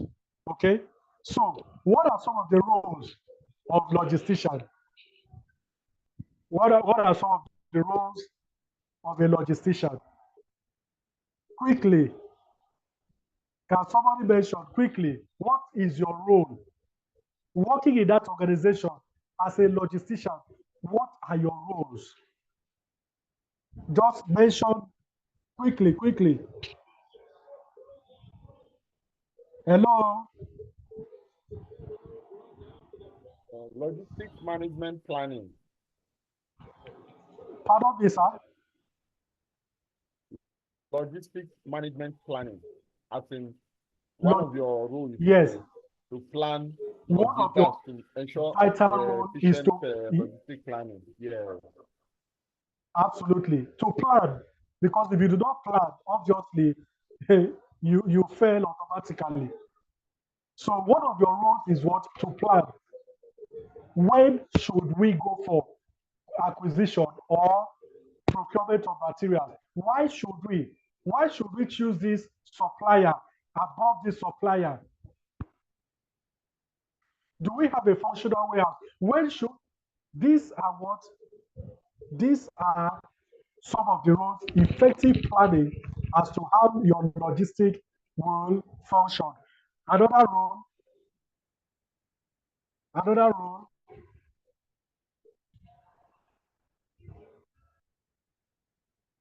to make suggestions to customers regarding improvements.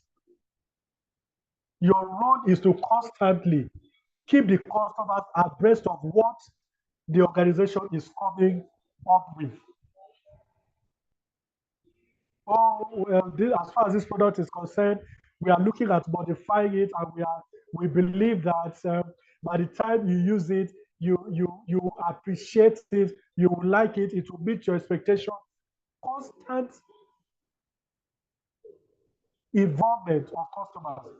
Keep informed of the latest advancement in logistics technology. Strive to determine what customers' needs are and ensure that they are met. How can we serve you better? Your suggestion box, don't take it for granted. Even if a customer says what you don't like, it is for your good. Try and see into the eyes of the customer. What if you were the customers? In business, we also say that how to run a business is to see yourself in the eye of the customer. What do we mean? Let there be a reverse.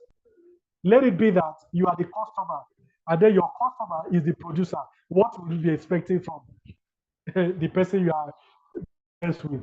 That is the same thing we are talking about. Assess logistics function and work to improve them. These are your roles. Then we talk about logistics in supply chain management. The component supplier, the product manufacturer, distributors, the retailers,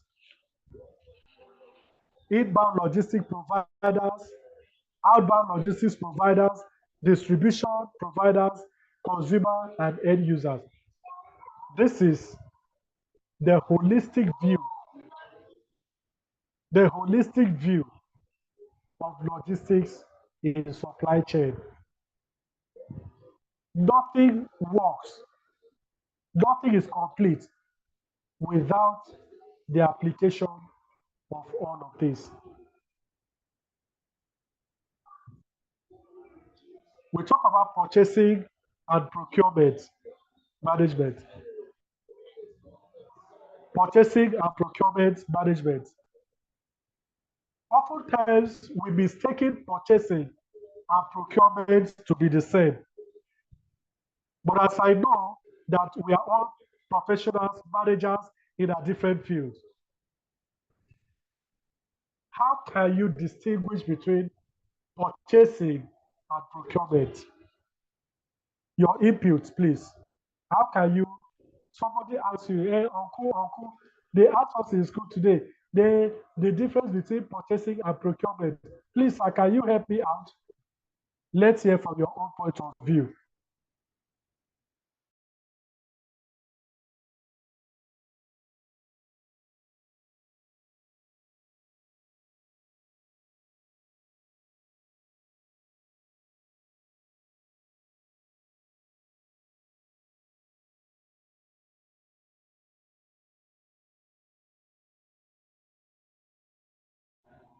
I'm waiting. Can we make an input, please? What do you understand by procurement and purchasing? Hello. Hello, sir. Procurement, procurement is an act of buying a goods from a market, from your client and stuff like that, which involve so many kind of activities like such as planning, relationships, ethnicity, standard policy, and stuff like that. That is procurement, the act of buying.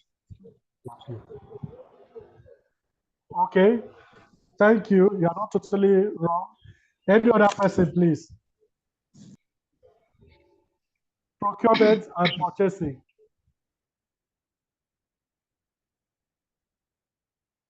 I think in my little understanding, I will say that purchasing is more of transactional. It involves how goods and services are being ordered, while procurement can be seen as an umbrella term that includes purchasing, but also involve identifying company needs, selecting suppliers, establishing payment terms and conditions. That is what I can say about it. Okay, sir. Thank you. Thank you. You've spoken well. Procurement is an umbrella word that also involves purchasing. The activities involved in procurement is more encompassing, more elaborate compared to purchasing. Procurement has to do with more of contractual agreement between the organization and the supplier, whereas purchasing is just a framework that has to do with the processing of payments for a particular product that has already been identified by the procurement team. Now, the procurement team or department, as will be called in some organizations, are the people that identify the particular material that is suitable for the organization. The supplier, the selection, identification of suppliers, selection of suppliers, every legal framework in the process of choosing a supplier in order to supply the product to the organization. And such is not done without a contractual agreement between both. So, if you are selling, let's say a bag of cement, you are selling cement, and I'm in need of maybe let's say 5, 10 bags of cement.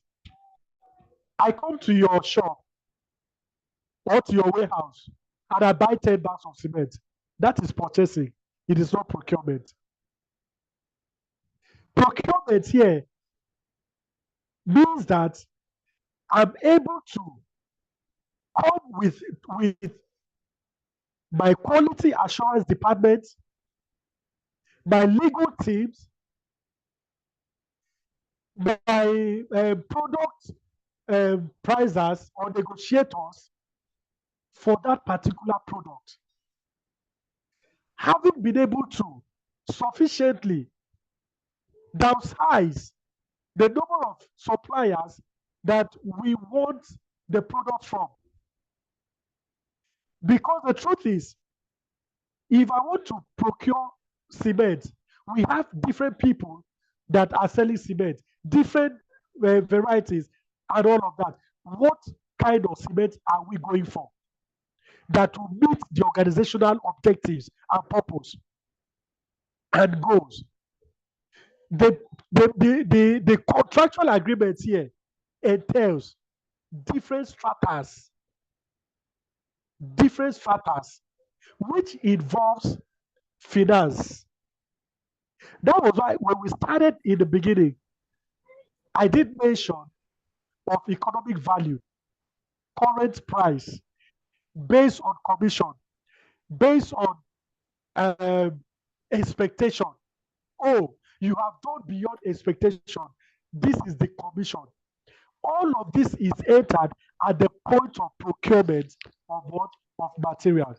But the purchasing is just a subset. The purchasing is what? Is a subset. So procurement is often mistaken for purchasing, and the two terms are often used interchangeably. But those two functions are actually quite distinct in their intent. The tasks they cover, the people involved, and most importantly, what they are able to do, what accomplish. Procurement cannot take a day to be accomplished. Purchasing can take 1 hour to be accomplished. Because the act of negotiation is not instantaneous, but the act of negotiation is progressive, is continuous. Okay? So what is procurement?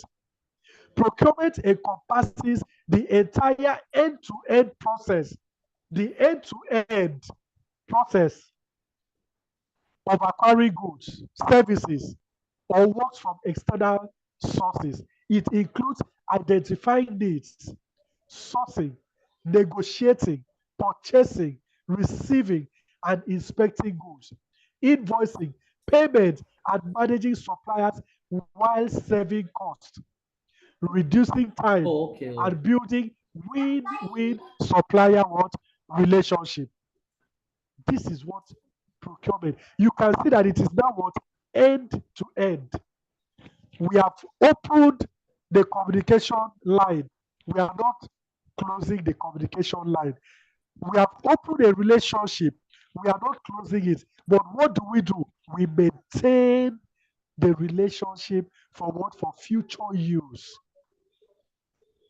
For future use. So it is end to end, win-win scenario. I do not negotiate to pull you down in terms of price.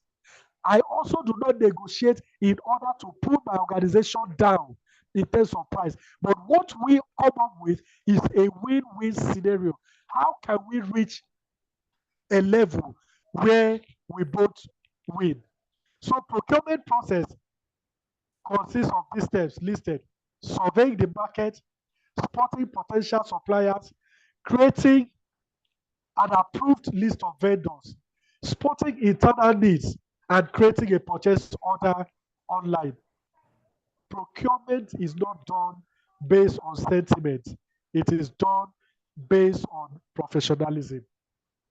It is not done based on ethnicity. It is not done based on nepotism. It is not done based on, we finished the same, we were in the same class in secondary school. He's my guy. Let's do business with him. No. Procurement ensures organizational interest supersedes personal interest. That is the mindset of the procurement manager. The organizational interest supersedes personal interest. Hence, whatever I do should be for the best overall interest of that organization. It is not because he's from my side, we speak the same language. If I don't patronize him, who will? He has not sold for today. Hey, yeah, let's procure from him. No. Does he have capacity? Is he a kind of supplier that you can say, okay, give me product worth of 50 million and I'll pay you in 6 months? Does he have such capacity to give you the materials? Does he have the capacity for risk management? Can I say, okay, should there be any form of risk, we are going to share 50-50? Does he have the capacity? So It goes beyond just identifying a supplier. There are other things, components that you must also consider before you do business with such a person.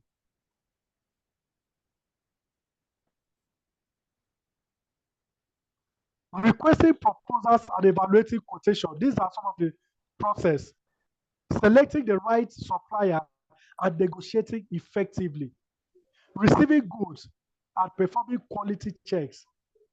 Most times, not every procurement officer knows the right quality of a particular product.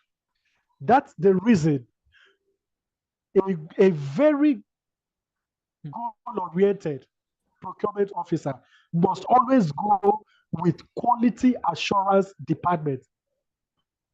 In case such organizations do not have quality assurance department, you must go with someone within the organization that is knowledgeable as far as quality for that product is concerned.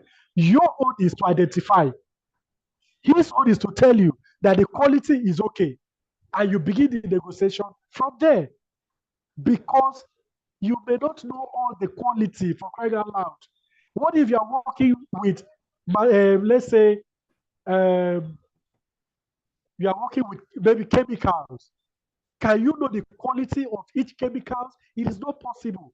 But a chemical student or a chemical engineer knows exactly what is the formation of a particular chemical to give the desired result or expectation.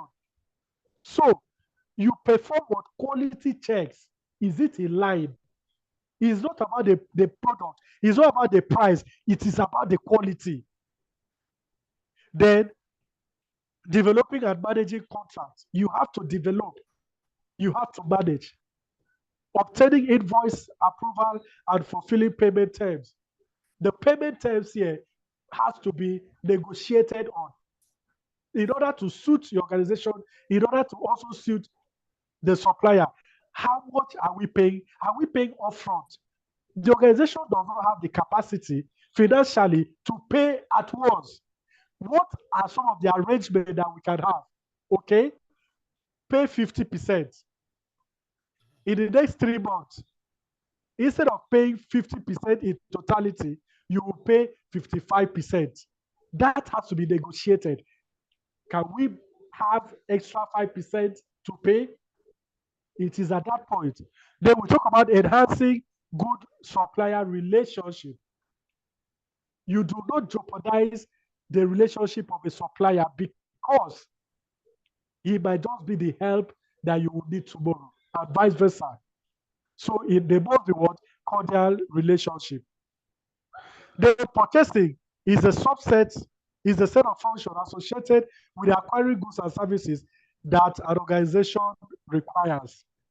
Purchasing is a small subset of the broader procurement function.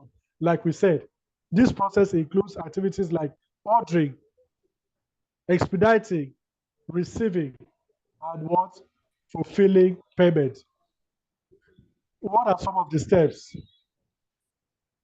What are some of the steps?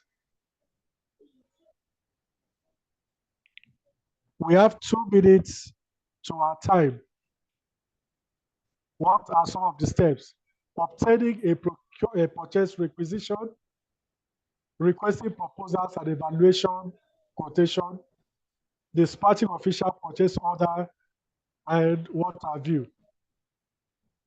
Okay, so the differences are procurement, activities related to acquiring goods and services, steps that happens before, during, and after purchase, used in a production environment that is internal and what?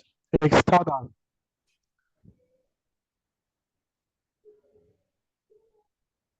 Go on, please. Yes. So for the purchasing, it's just functions that is associated with buying goods and services. The straightforward process of purchasing commodity. I can just move around along the street in need of something. I purchase. No too much documentation. No too much procedures. It is just straightforward. Give me the product, I pay you, off I go. No negotiation, no involvement of third, fourth parties, no legal framework.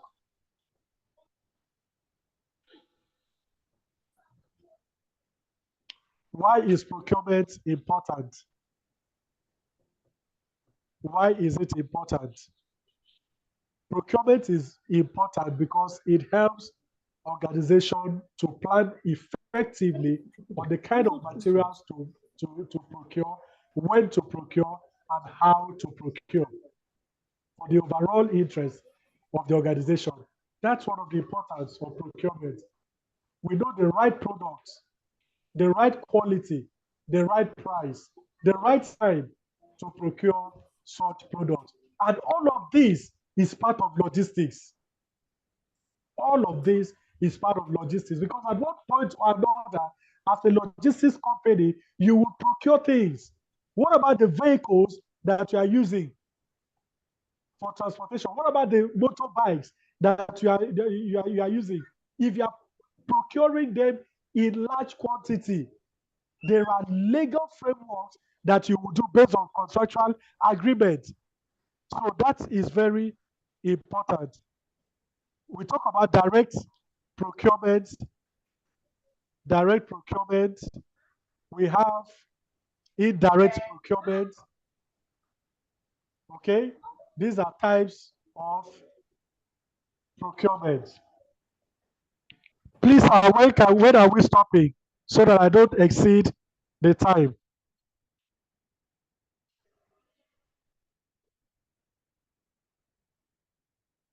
Mr. Mr. Friday, originally we are Yes, supposed sir. to stop by. We are supposed to stop by 7. It was supposed to be 5 to 7, but To 7, okay. it is permitted today. The extra 30 minutes was because of the outage that occurred. So the Okay. ideal time is 5 to 7 p.m. To 7. In So other you should words, be we should be rounding up. rounding up Thank you, now. sir. Yes, sir. Thank you, Okay. sir. Thank you. Thank you. So we talk about the indirect procurement, we talk about the direct procurement, and all of that. We talk about goods procurement, service procurement. All of these procurement at one point or another are the things that we come across every day. Every day of our dealings, we come across them. But how is it applicable to us is what really matters. How do we effectively utilize it? How do we utilize it is what matters. Okay? So, some of the procurement documents talked about request for quotation, request for proposals, sales proposal, contract agreement, purchase order, request for bids. These are the documents that you use during procurement because different suppliers will come in and there will be need for you to scrutinize their information in order to get the desired outcome. So, any questions so far, please? Any questions so far?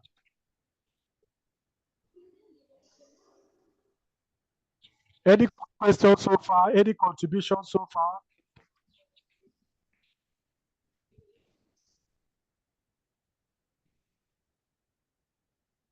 Am I here alone, please?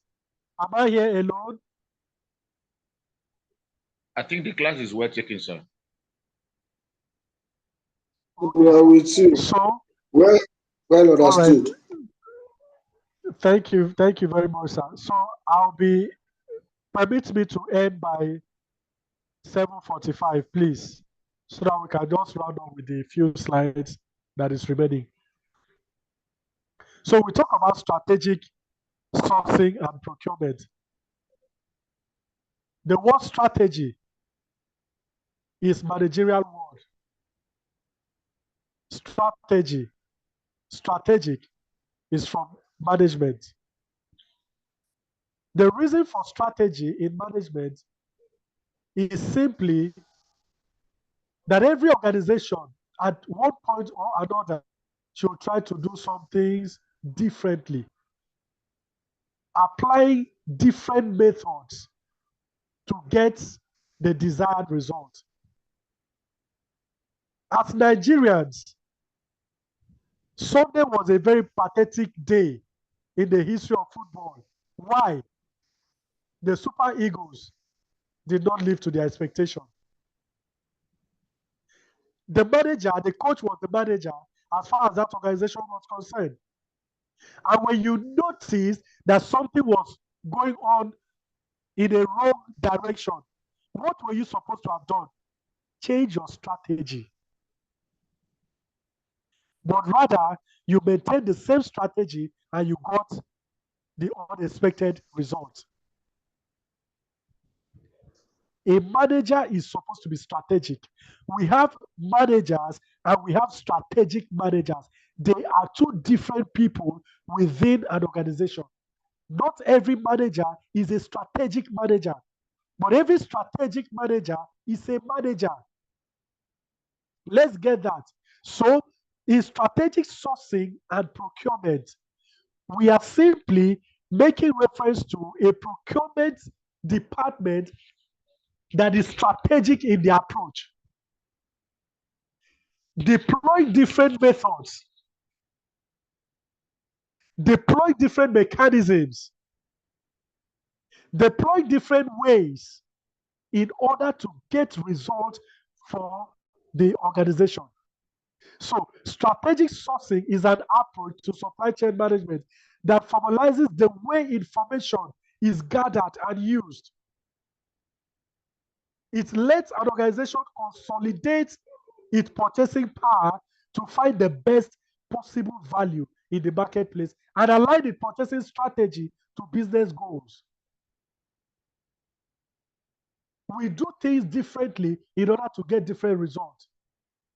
How can we formalize information? The information at our disposal, how can we use it for the interest of that organization? The resources at our disposal, how can we use it for the interest of that organization? That is what strategy, sourcing, and procurement is all about. We have, of course, strategic planning, strategic purchasing, strategic human resources, strategic production, strategic organizational production. Everything has to be what? Strategic. Doing what you need to do at the right time with the right set of people, deploying the right mechanism, the right resources available within your disposal to get the desired result. There are 7 steps to this. Number 1 is product categories. Analyze your product categories the business uses. What is the product categories that we are using? What category are we? Sourcing strategy. How do we source strategically based on business goals, not deviating from organizational goals and objectives? The supplier's portfolio.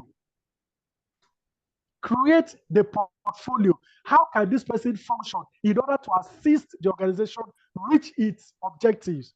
As a supplier, what can they do to help our organization to be where we want to be? How can we also help our supplier to get to where they want to get to as suppliers? Like we talked about win-win scenario. We talk about request for proposal. Request for proposal. There must be certain criteria that will make the suppliers the kind of people that we want. We don't just jump at suppliers because they are, oh, she has a very good smile. Oh, she smiles so beautiful. It doesn't work. Oh, if you see their company, it is very fine, beautiful. If you see the ladies there, they are tall, they speak well. It doesn't work. It goes beyond that. Will their facial expression bring money to our organization? Will their smiles bring customers to us? No. We talk about onboard new suppliers, integrate new vendors and outsourcing providers into what existing processes. Let your suppliers understand why and what this business is all about, what we are doing, giving them the guidelines on how they can help us. That means you are integrating them into what? Into the system. So that when they want to deviate, they say, no, this is not what this organization stands for. They stand for integrity. They stand for quality. They stand for standard. They stand for timing. They stand for customer consciousness. They stand for customer relationship. That is what they stand for. With this orientation, the suppliers will know exactly how to deal with this company. Optimize the process, track performance metrics, and optimize the sourcing plan and workflow as needed. What is the performance? Is the performance in tandem with the expectation of our customers? Is the performance in tandem with the expectation of the organization? Is the performance in tandem with our set goals and objectives? It has to be measured. There are matrices to do what? To measure that. It could be, one of the matrices could be the way the suppliers are yearning for the product, for more product, for more services. They are advertising you the more. You can measure that you are doing good, and you can also measure that you are not doing good. Okay? One of the benefits of strategic sourcing, it takes a business to the next level, making use of available data and digitization of business processes. It helps make use of the available data within your disposal, the available information within your disposal. It transforms the sourcing. It increases productivity. When you are strategic, the customers are happy with what you are dishing out. There is what? Increased productivity. Every department is functioning. Every department is what? Is functioning. Cost saving. Because you are strategic, you begin to do what? Reduce cost, cut cost for different aspects. Strategic sourcing requires data and market analysis that pinpoint the best suppliers and negotiations for a particular business need, thus leading to cost savings. You don't just get anybody because you want to. No. You are able to save costs, negotiate properly, and you save costs. Visibility into potential risk factors. Okay? Understanding the suppliers market can help identify risks and enable businesses to develop sourcing plans to improve risk management and also mitigate risks. When there's strategic sourcing, I know a particular supplier, how well this supplier is in terms of risk management, his risk management portfolio, his structure, his base, financial base, customer base, and what have you. It also does what? Increases flexibility. We are not stereotyped. We are what? Flexible. We are not saying, this is what we are known to do. This is, we have done this for the past 60 years. No, it opens way for flexibility because customers can call you at any point in time to place order. You don't say, we don't have it. We don't have it. We don't do it. All you just need to do is to be open for such demands to come in and make provisions to respond quickly to such demands. Okay? It also brings about strong supplier relationship. It brings about supply chain efficiency. It improves demand forecasting. Okay? It improves demand forecasting. So,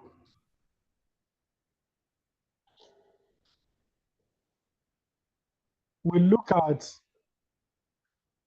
as we round up,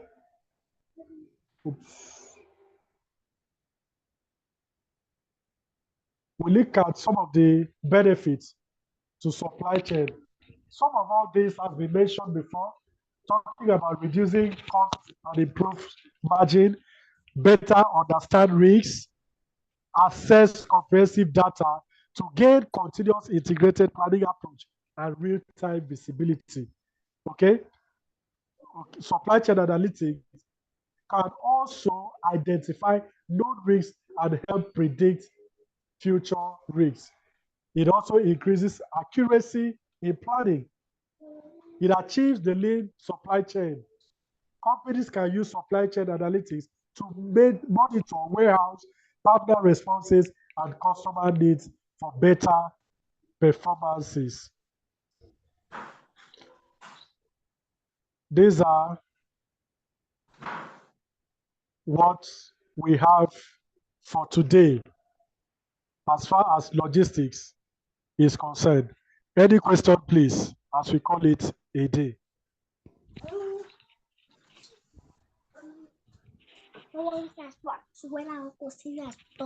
Any question, any input? Tell him yes, yes. Any question, any input?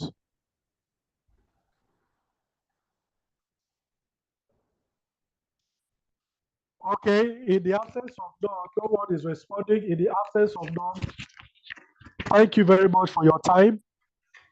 First, I apologize sincerely for the time lost. It will repeat itself in our subsequent classes. Some of these things happen, technology, it does happen, but we sincerely apologize. We sincerely apologize. Thank you very much for your time. Okay, thank you, Mr. Friday. Thank you, Mr. Friday. Thank you, our participants. We are really, really sorry, as Mr. Friday said, sorry for the mix-up. Please, it will not happen again. And the class remains 5 p.m. to 7 p.m. Today, there was an extension because of the network glitches. Thank you so much for your understanding. We'll meet again next week, Saturday. Good night for now. Right. Thank you very much for the lectures. Good night. Good night. Good night, everybody. Good night.